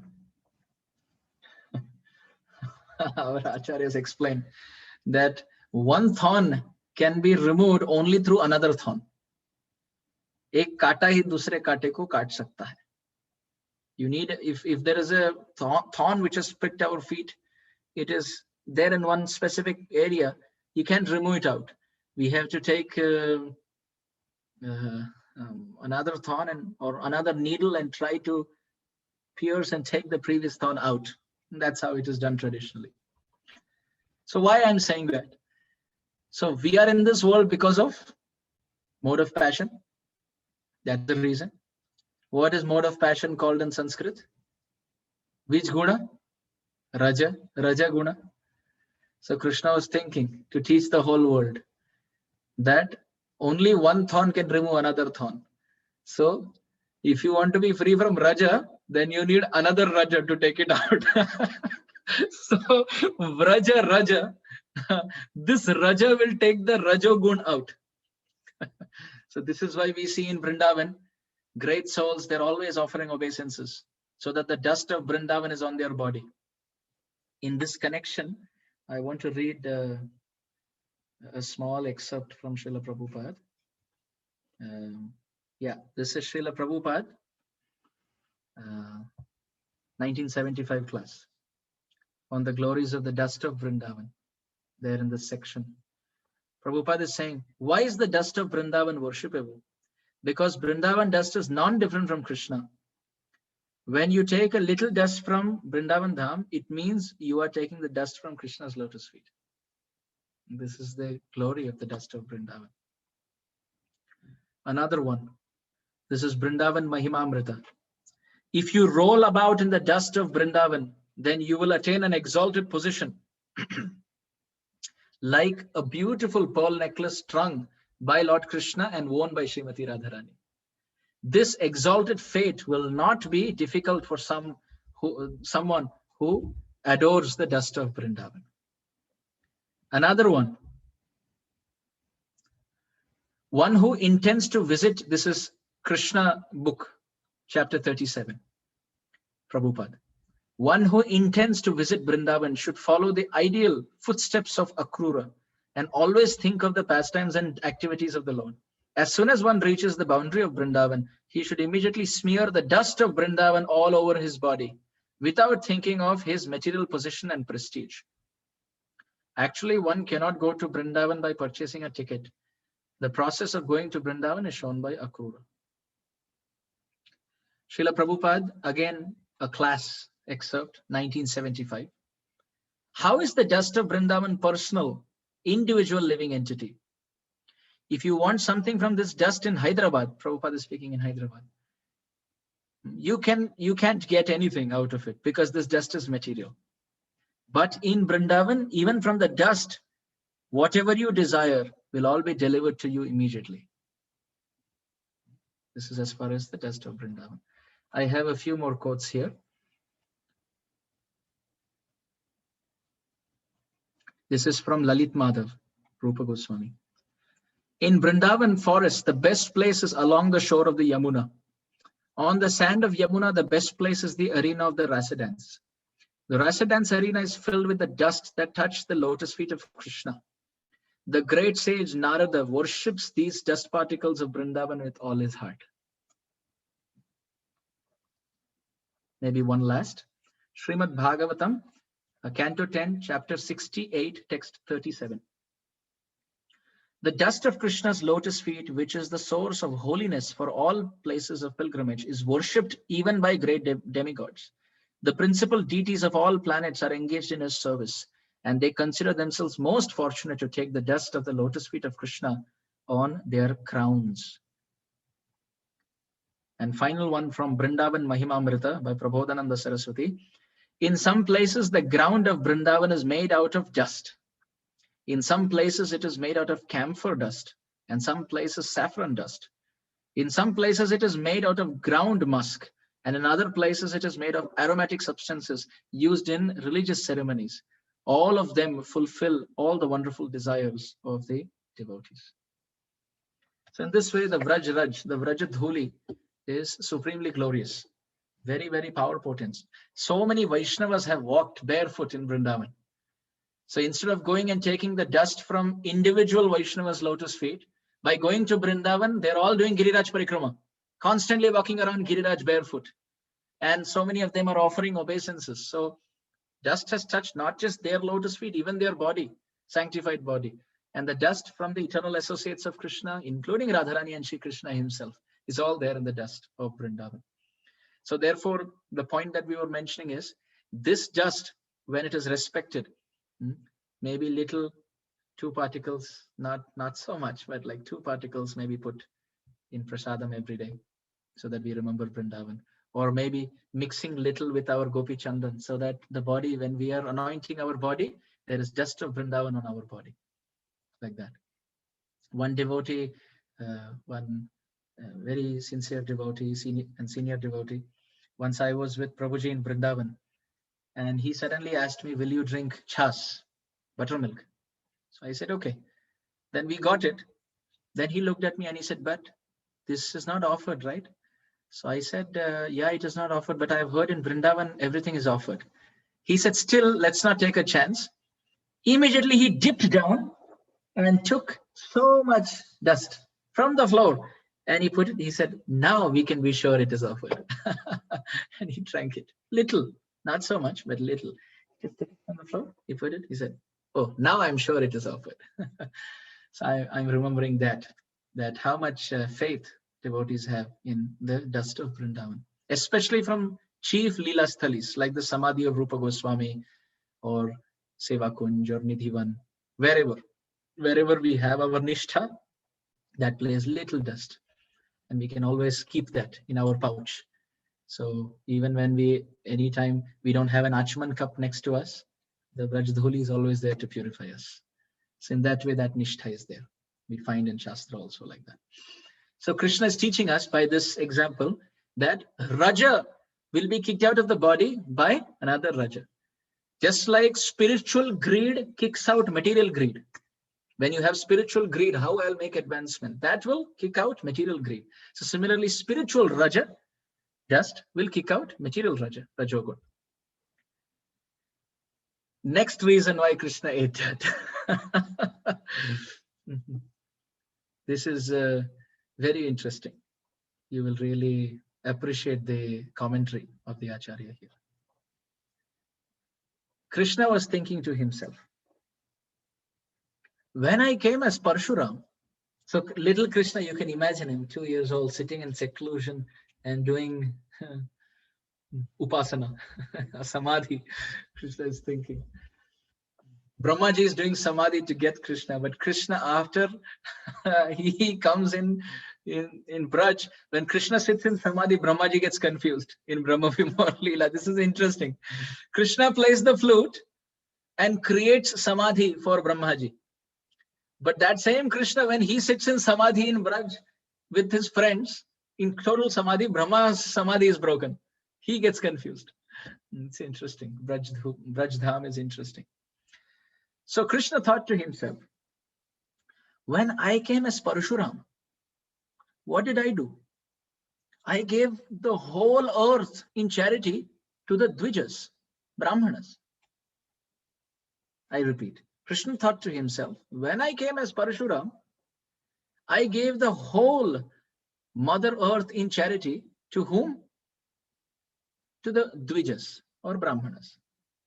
So now I'm coming as Krishna, the original personality. Now also I want to give whole earth in charity to the Dvijas. If not whole earth, at least one palmful of earth I should be able to give in charity to Dvijas. But where will I find Dvijas? Where will I find the Brahmanas? Fortunately, in Sanskrit, the word Dvija also means a bird, because Dvi means two and Ja means Janma. So Brahmanas are twice born. First a biological birth, then through Gurudev. But birds also have two births. First they are born as an egg, then they hatch from the egg. So they have two births. So Krishna thought, Parshuram gave the whole, when I came as Parshuram, I gave the whole earth in charity to the Dvijas, Brahmanas. But now also I want to do it, but I cannot do it. At least one palmful of earth I should be able to give in charity to the Dvijas, meaning Brahmanas. But Brahmanas are not around. Then I should at least give Dvija, meaning birds. But birds are also not around. I am in seclusion. Third definition of the dictionary, Dvija, teeth. Because the teeth also have two births. First there is a milk tooth, then there is a permanent tooth. So Krishna thought, as Parshuram, I gave the whole earth in charity to the Dvijas. In my avatar as Krishna, if not the whole earth, at least one palmful of earth I should be giving to the Dvijas. But Brahmanas are Dvijas, they are not around. At least birds. Birds are Dvijas, they are also not around. The Dvija that I can definitely give Mother Earth in charity to are my teeth. Thinking of this, taking the sankalpa of a Danvir, a magnanimous king, Krishna gave Mother Earth in charity to the Dvija, that is his teeth, and put it into his mouth. Shri Krishna Chandra Bhagavan ki jai. So beautiful. Second last point. Second last reason why Krishna ate dirt. Second last. And after this last, I promise you. If I don't stop, probably you will throw some mud into my mouth. Now you stop speaking. You've been speaking for such a long time. You've been speaking such a long time. So second last reason. The Acharya explains. Krishna is teaching a very deep siddhanta to all of us, sadhakas. The mouth through which I have been eating butter is the same mouth through which I will also eat mud. Butter represents happiness in life, and mud represents distress in life. So bhakta is not he who says, I will accept only happiness in my life. Why is distress coming to me? Krishna is teaching us that those who want to be dear to me, they should develop this quality of mine. Through the same mouth which I am eating butter, I will also eat mud with the same enthusiasm. Even if I am eating butter in public, I should have the courage to eat mud in private. You see, very deep point. I should have the spiritual maturity to taste the butter-like tasty happiness in public, yet at the same time taste with gratitude the same enthusiasm of tattenu kampam susami kshamano bhunjana evatma kritam vipakam rit vak vapuhu bhir vidadan namaste jivet yo mukti pade sadaya bhak. That same mouth I will, or with that same intensity, that same enthusiasm, I will accept the mud of distress in life. Accept it as Krishna's mercy. गृहे थाको बने दाको सदा हरि बोले दाको सुखे दुखे भूले नाको बदने हरि नाम बोलो रे गृहे बा बने ते ताके हा गौरांग बोले डाके नरोत्तम मागे तार संग.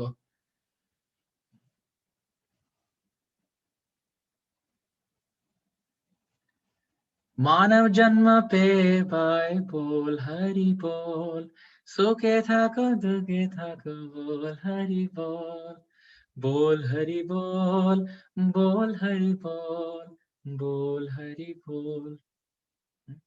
The same mouth that we are criticizing Vaishnavas, we will stop, and with that same mouth we will chant Hare Krishna. With the same enthusiasm that we are eager to take the butter of happiness, we will also take the mud of distress, both as Krishna's mercy. Krishna's teaching, if you have this mood, then you are very dear to me. Sama shatru cha mitre cha yatha man apamana yoho shita ushna sukha dukkha. We can see in the 12th chapter, Krishna has given full list. Adveshtha sarva bhutanam maitrya karuna evacha nirmamo nirahankara sama dukkha sukha kshami. Sama dukkha sukha kshami. Same principle. Final reason of Krishna. There are many more, but this is what we will pause at today. Final reason. Srila Prabhupada has given a fabulous reason. So I thought I will keep that reason at the end. Srila Prabhupada says, Tadana bhaya mithyoktir vatsalya rasa poshika. Why did Krishna eat dirt? Prabhupada says that Krishna knew in the future kids will come and eat dirt. So somebody has to start the parampara right now, because I am the source of everything. Kids always put something or the other in their mouth. So now if Krishna puts mud in his mouth and then later kids do, Mahajano yena gatasya pantha. Great soul, yadyat acharati sreshta tat tat evetaro jana sa yat pramanam kurute lokastat anuvartate. Kids are following the Mahajan. Krishnam Vande Jagat Guru. So Krishna has started the parampara. He is the source of all the activities that we find even in this world. He's the ultimate source of all sources, ultimately. So with all of this, Mother Yashoda got attracted and she looked into Krishna's mouth, and then we know the story as we have read. Our acharyas say one final reason. Not for the eating of the mud, but why did Krishna choose this pastime in this way? Why did he show this pastime in such a way? In the sense that after eating mud, putting mud into his mouth, what happened? Krishna opened up his mouth and then showed the whole universe. So there are in fact two reasons why Krishna showed the universe in his mouth after chewing the mud. Krishna could have showed anything else. Why did he show the universe in his mouth?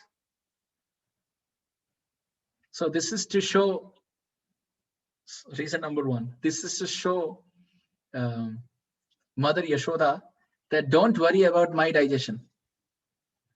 You're thinking what will happen to my digestion if I eat mud in my mouth. You can understand a machine's machinery capability on the basis of what input is given and what output comes out. So if the input is little and the output is lots, in a positive way, you know the machine is very good. So Krishna is telling Mother Yashoda, your son has such excellent digestion power that even if mud is thrown into his mouth, universe can be manifested. The input could be mud and the output could be universe. Oh Maya, don't worry about my digestion. I am doing good. Second reason. This is to show the whole world the interesting point that this is the power in the dust of Vrindavan.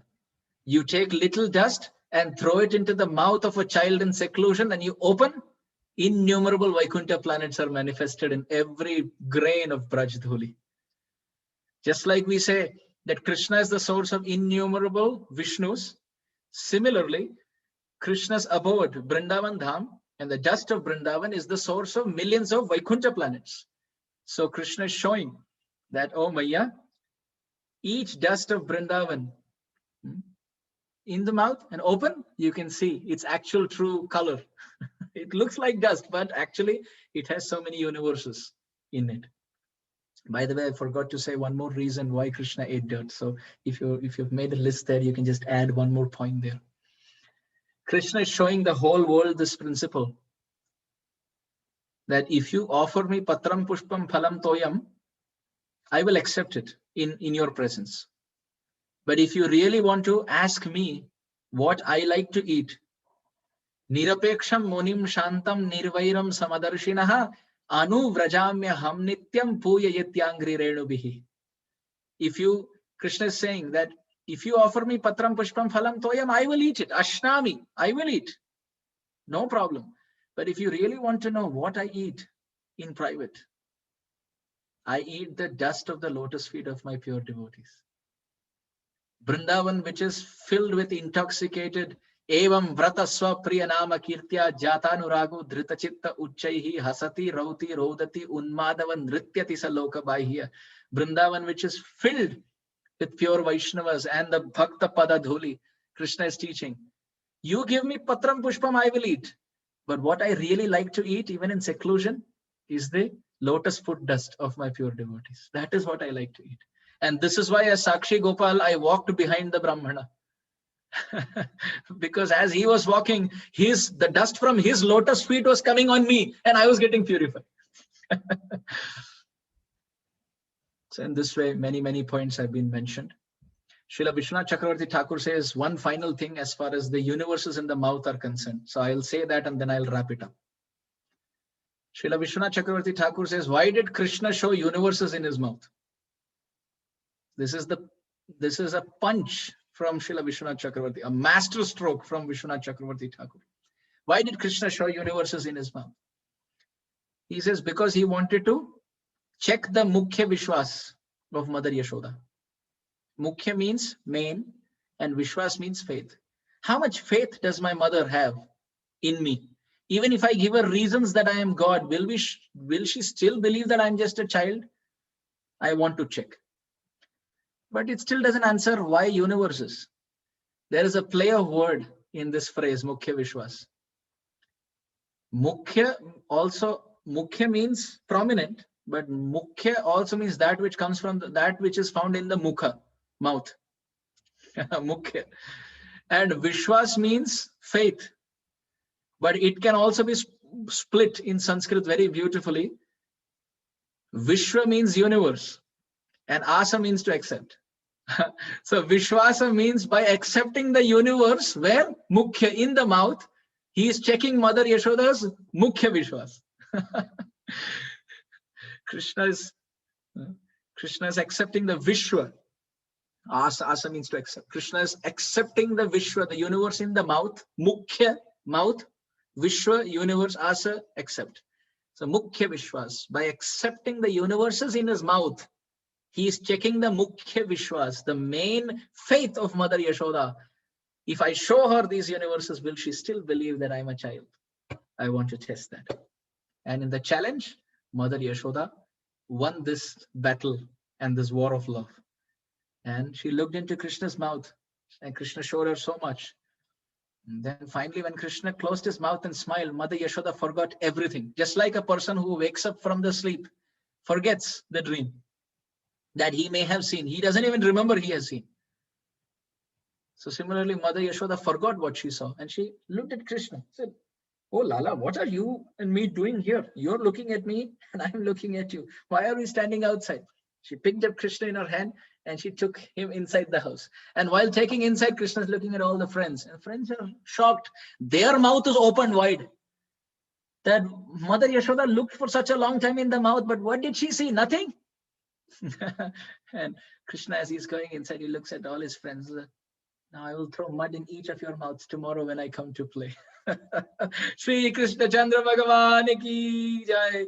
Grantraj Srimad Bhagavatam ki jai. Gaur Premanande Hari Hari Bol. Vancha Kalpatru Kripa Sindhu Vacha Patitanam Pavanebhyo Vaishnavibhyo. Hare Krishna Prabhu. Thanks, Prabhuji. Thanks. Wonderful, wonderful lila, and so many reasons which we were not aware of.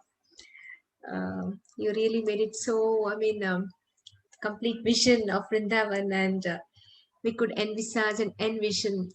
Extremely thankful, Prabhuji. Extremely thankful for this nectarian Krishna Katha. Hare Bol, Hare Krishna. Prabhuji, this can you please give this reference, Prabhuji, wherein you said, if you ask me what I like, for that, what is it in Srimad Bhagavatam, Prabhu? Which is a verse? Patram Pushpam Phalam Toyam in Bhagavad Gita. Yeah, that is Nirapeksham Munim Shantam Nirvairam Samadrishinaha. I'll have to search. No problem. So it is Niravairam. Nirapeksham. Nirapeksham.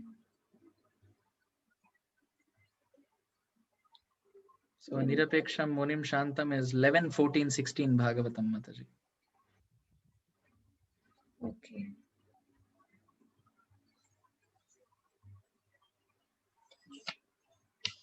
Okay.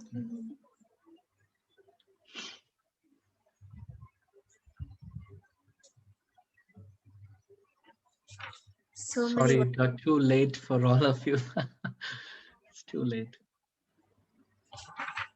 Haripol, Hare Krishna, any questions, please? Do anyone have any questions? Let me check. Anybody has any questions? I really like and appreciate this forum very much because so many devotees are sitting with their video on. Especially in a Zoom generation, sometimes it gets very impersonal because generally we see that people log in and then the video is off. They may be hearing, I'm not saying they are not hearing, but the video is off. So what happens is that you're only seeing the flag screen. So it's like Om Shanti, Shanti, Shanti of the Brahma Jyoti. But this is like really, this is like spiritual world, vibrant and colorful with so many devotees and such brilliant smiling faces. So I feel very, very, very grateful. It is not easy to sit in one place because of the Kali Yuga mentality is such that we are always distracted and multitasking. The disease of multitasking is there. In that too, to sit and hear spiritual discourse at night, and that too, to hear me speak for like 2 hours, boring all of you to death. I really offer my obeisances to each one of you. How much patience and how much attentive taste you have in hearing. Nobody has moved on those who are having their video on. I wish I could have so much desire to sincerely sit and hear and have so much desire to sit like this in one place and chant japa, or sit in one place and read, or sit in one place and hear. So all of you have to really pray for me that I get some sthirata, some attention, and some dedicated focus, whichever limb of bhakti we may be doing, to be absorbed in that. So I hope all of you will pray for me. This is because I am feeling as the generation is getting more digital, actually in live classes, we see that devotees are sitting.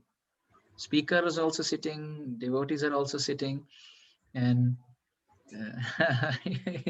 we are hearing or speaking. But somehow in virtual, we can log into the Zoom and then we can zoom out somehow. It is just the nature of Kali Yuga, or sometimes I may feel inspired to hear, but not sit and hear. Like for example, even hearing something, let's say on ISKCON Desire Tree or YouTube or SoundCloud, we put a class, but on the bed, or put a class while cooking, or put a class while driving. Of course, we have to do all that also. But I'm saying that whole culture of sitting and hearing attentively, that this is, please don't think I am saying to listen to me. I am just making a general point. Whenever whoever is speaking Bhagavatam and whoever is sitting and listening, that whole culture of we sitting and absorbing the sound vibration of Krishna Nam, Krishna Katha, Krishna Kirtan, somehow, I think because of the lockdown, we are all so used to the Zoom and virtually hearing. I myself, I'm seeing a lot of distraction for me. A lot of multitasking nature has come. Before, somehow it was not there. Now also when some classes going on, the mind will push at that time. Instead of hearing and taking notes, the mind will push that maybe you can at that time do this. At the same time, you can do that. So anyway, long story short, I felt very inspired. Actually, I learned a lot today from all of you. Really, I learned lots. How to sit in one place, how to be attentive, how to have this mood of eagerness to hear with so much spiritual dedication. And it is not that all of you don't have anything else to do, therefore you're doing it. You are having a full-time job, you're having spouse and children and so many things to take care of. And evening time, it's not even like morning time when kids are sleeping, and early morning we can sit in here, because during the daytime it's difficult. This is prime time, evening time, late evening time. So inspiring, really very inspiring. Some of you are sitting with children also. This is actually shocking for Kali Yuga. This is shocking. All of you are not from Kali Yuga. Not possible. Not possible at all. You seem to be in the same generation as me, but you are not like me. You are not Kali Yuga. All of you are advanced personalities. Seems like that, same generation, but no. So, all my heartfelt obeisances to all of you.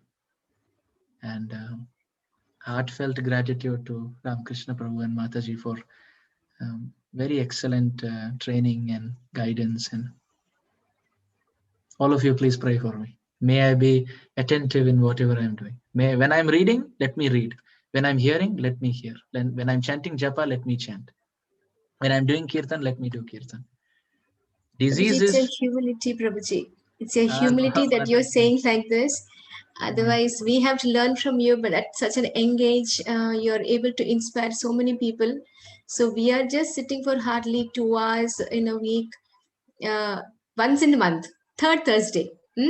But you're doing it day in and day out, the whole day. I'm seeing back to back, you have so many classes all over the world, and I'm seeing your schedule. So we need your prayers, Prabhuji. You please pray for all of us from our dear Bhanunandini, that we very nicely progress in this path and we get attached very nicely to this path of devotional service and to Srimad Bhagavatam. Let this become our life.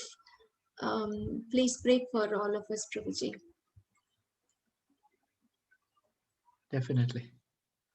I will definitely tell Bhanunandini about it. Prabhuji, I think there's a question from our Gopi Priya Mataji. Please. Gopi Priya Mataji, can you please unmute your mic and ask the question?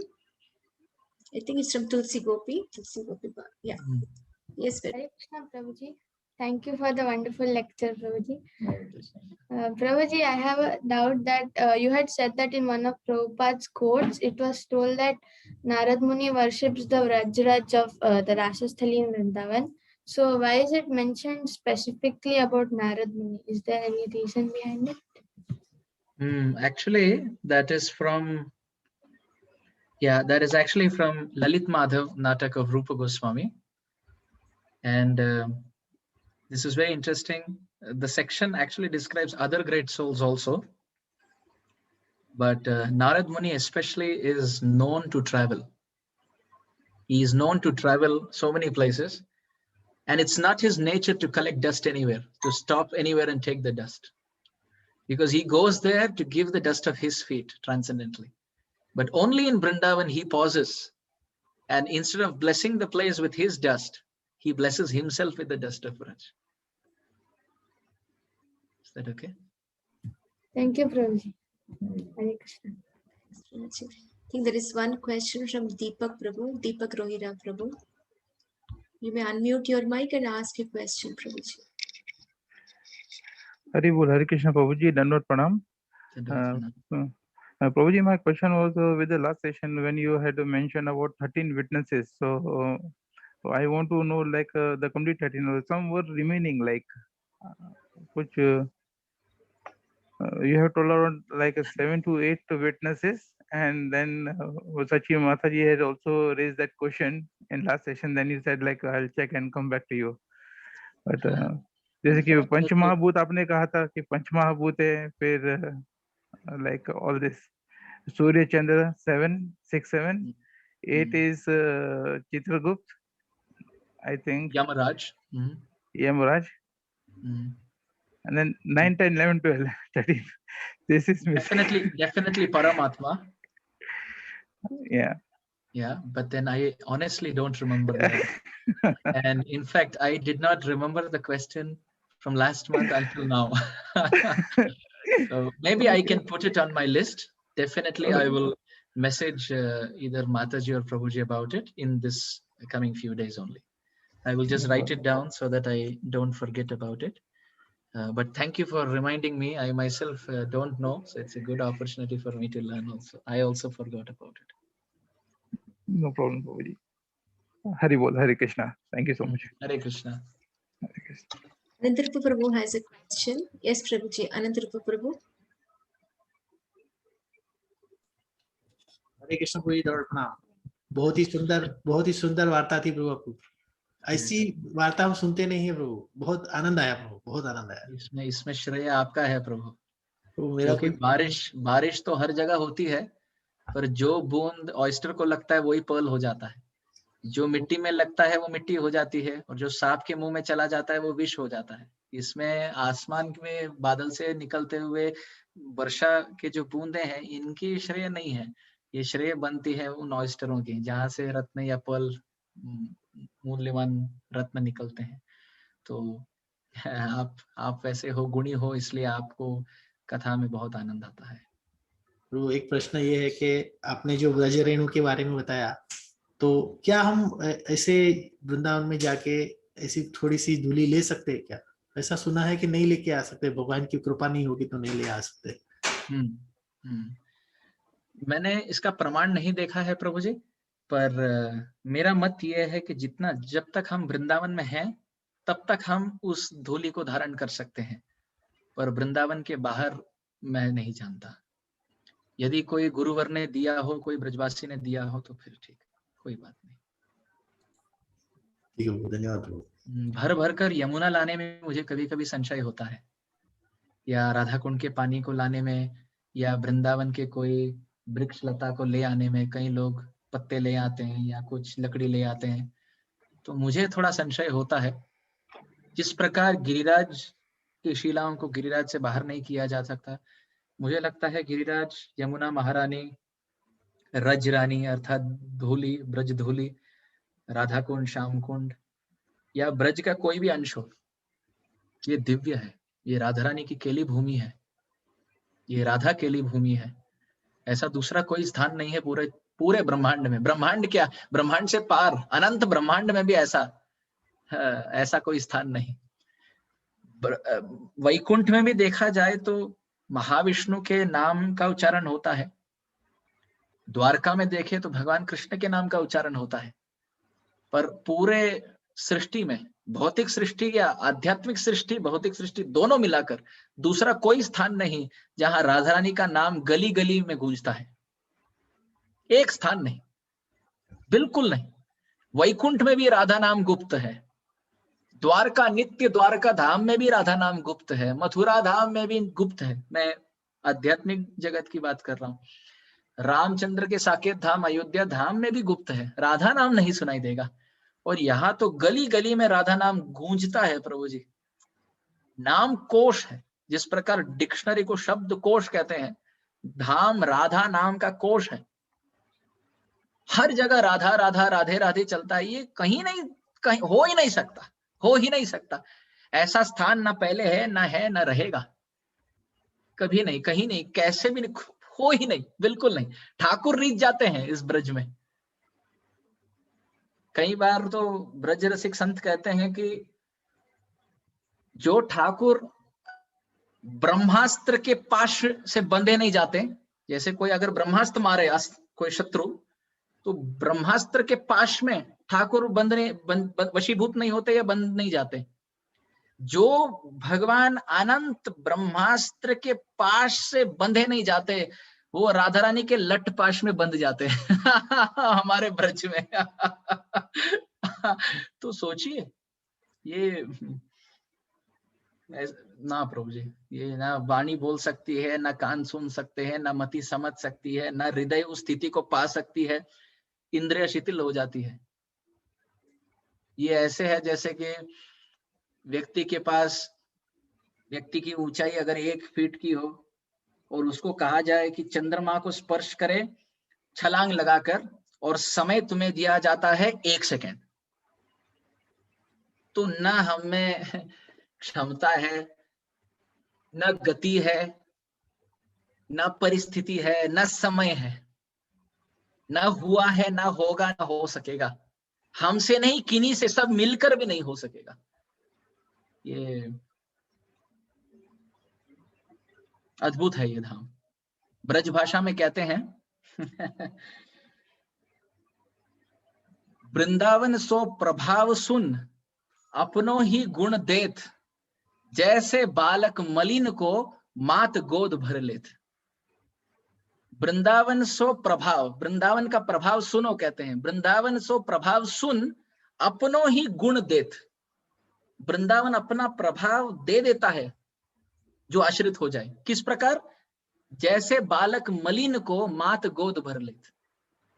मलिन बच्चा जो पूरे पाप प्रवृत्ति में भरा है भौतिक संसार में, ऐसे बच्चे को वृंदावन धाम करोड़ों माँ से अधिक स्नेह करने वाली वृंदावन धाम गोद में रखती है और अपना स्नेह भाव प्रदान करती है, अपनो ही गुण देत।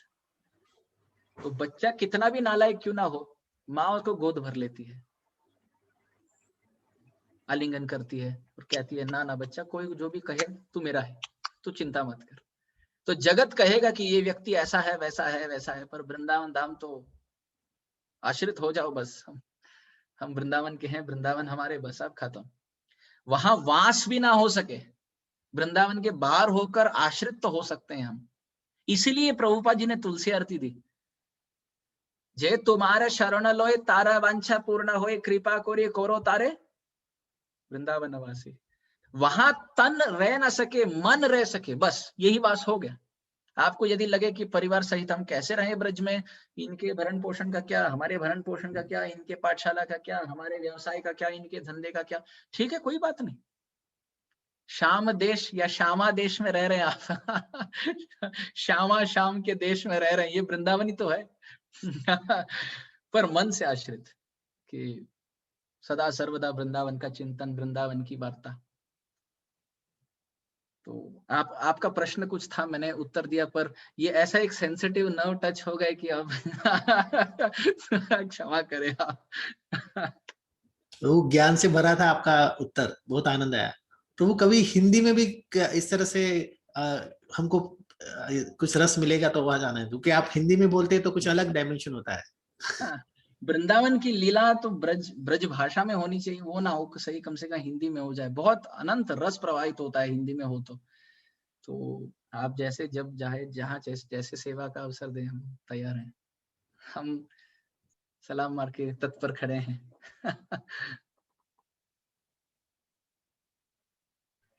प्रभु जी, फिर अगला क्लास हम लोग हिंदी में करेंगे।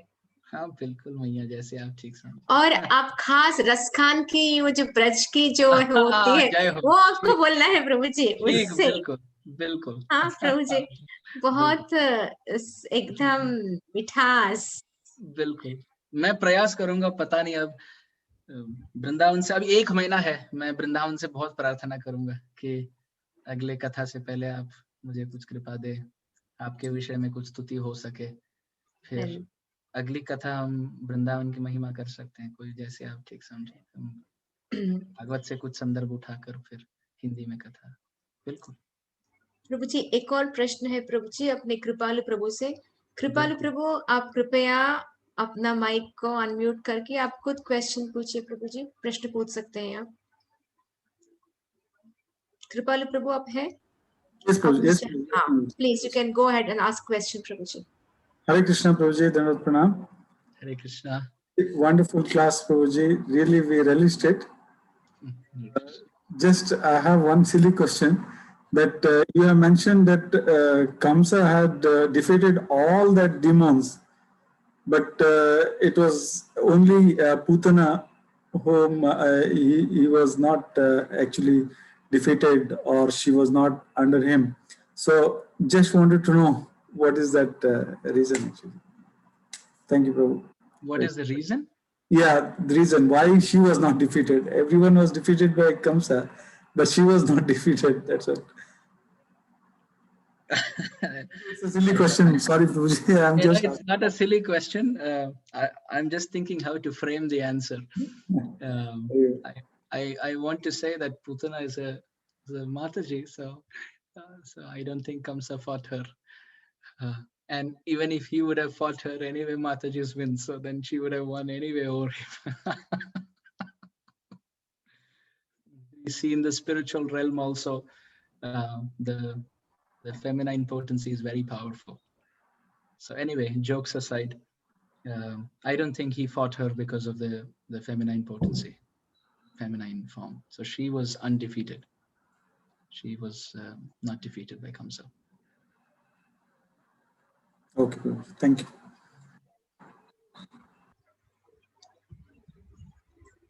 Hare Krishna. I think we can, if we have no other questions, we can end the session here, because I think Prabhu has another classes back to back. So, yes, Prabhuji, once again, yes. Mataji, Hare Krishna Prabhuji. My son Satvik just very happy to see Prabhuji. So just he want to speak 1-2 words with him.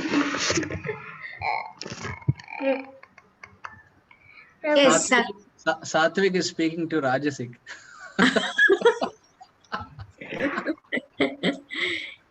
Yes, Satvik. Prabhuji, I am very happy to see you, Prabhuji. I'm also Oh, very happy to see you. How old are you? 7 years old. 10 years old. 7. 7 years old. Wow. Wow. At 7 years, you're sitting and hearing Harikatha. Amazing. About that Krishna who at the age of 7 lifted Giriraj. Very nice. Just we joined the class and then he was just waiting. Prabhuji is not coming. He was just restless. And as soon as Prabhuji came, he just, he was miraculously too much. He was happy, Prabhuji, and he was just calling us, come. Satvik, I'm so happy to hear your enthusiasm. If I were there next to you, I would have given you a nice tight hug. Do you chant every day, Satvik? Yes, Do you chant every day? I pray. I pray. Can you do me a favor? Yes, Prabhuji. Can you chant 2 rounds every day from tomorrow? Please chant 2 rounds every day.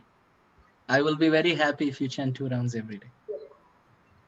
Hare Krishna. Our Gopal is also waiting to see you. Wow. Saraswati Thakur said, don't try to see Gopal, but act in such a way that Gopal becomes interested in seeing you. Wow, I'm successful. He's regularly chanting 3 rounds, Prabhuji, Gopal. Hare Krishna. Hare Krishna. So Chanting wonderful. 3 rounds. So wonderful. Yeah. Prabhuji, please bless us so that we can be in Prabhupada's service. Oh, Are you Krishna. what? Heart melting sincerity. Wow. Hare Krishna.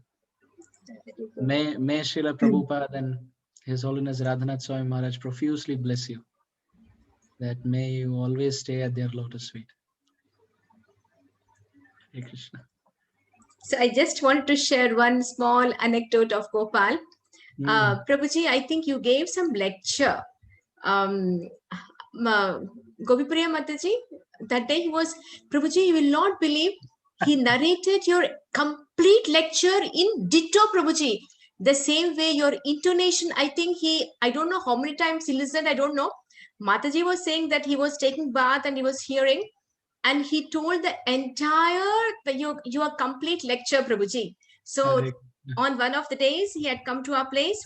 So he was sitting in the Vyasasan, and he completely reproduced your lecture the same way you tell, Prabhuji. So he told very nicely that lecture, Prabhu. I am scared about his spiritual life. I'm really scared about his spiritual life on the basis of what and who he's hearing from. So he told very nicely, Prabhuji. Very nice. How old is he? Yes, I'm Gopal? 6. 6 years Now old. I'm going to be 7 because I'm going to grade 1. Grade 1. Hare Krishna. Yeah. He'll always tell more than that. He will tell what he's going to be also. Now he's 6, he will be 7. All that he will tell in advance. But that is in September. There's a lot of time, but he's telling in advance that he will be 7. So Prabhuji, I think we'll end the session with this note. Yeah.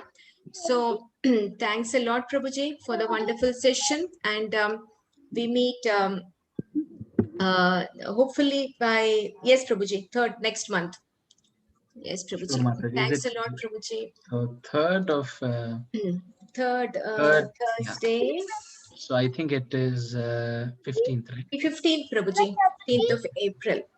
Oh, I hear some child speak, Mataji, before we wrap up. Yeah. Haribol, yes. Hare Krishna. I am Sranjali Gurkanavar. I love your lectures. The most, I love your story. I love your stories because they're very beautiful, and they tell us a lot about Lord Shri Krishna's pastime or why he does it. Please do bless me so I can become kind of like you in the future, and I can also preach a bit of Krishna consciousness to my friends. Hare Krishna. What is your name? Pranjali Kulkarni? No, Swaranjali. Swaranjali. Oh, the name, right. Swaranjali. Wow, very nice name.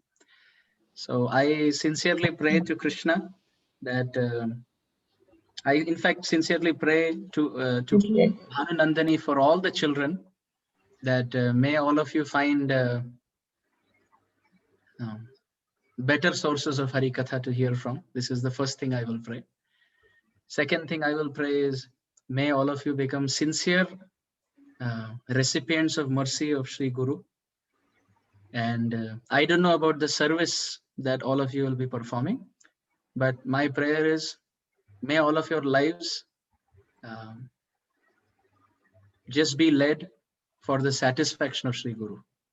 Whether that is in cultivation of a brinjal plant in a backyard of a Vaishnava, or whether it is becoming a pujari, or whether it is singing kirtan, or whether it is just making garlands, or it is cooking a feast.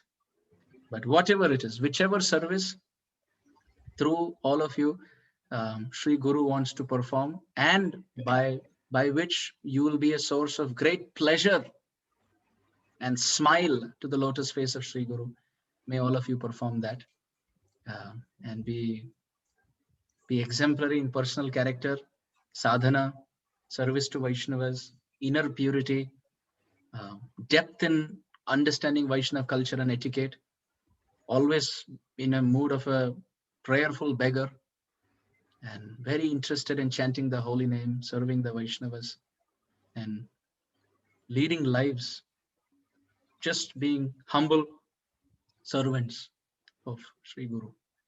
This is my prayer. Hare Krishna. Thank you, Prabhuji. Thanks a lot. So let's all chant the Vaishnava Pranam mantra. Vancha kalpatarubhyascha kripa sindhubhyev cha patitanam pavanebhyo vaishnavebhyo namo namah. Ananta Koti Vaishnav Vrinda ki jai, Shri Prabhupada ki jai, Shri Gurudeva ki jai, Nitai Gaur Premanande. Hare Krishna, Krishna Krishna, Hare Hare, Hare Ram, Ram Ram. Ram. Gaur Premanande. Hare Hare. Thanks Prabhuji, thanks once again, and thanks to all the assembled devotees. Hare Krishna, Hare Bo. Hare Krishna. Hare Krishna. So with your kind permission, I'll end the meeting here. Hare Bo, Hare Krishna. Hare Krishna Mataji, lectures beautiful. Hare Bo, Hare Krishna. Hare Krishna, stay safe. Hare Bo, Hare Krishna.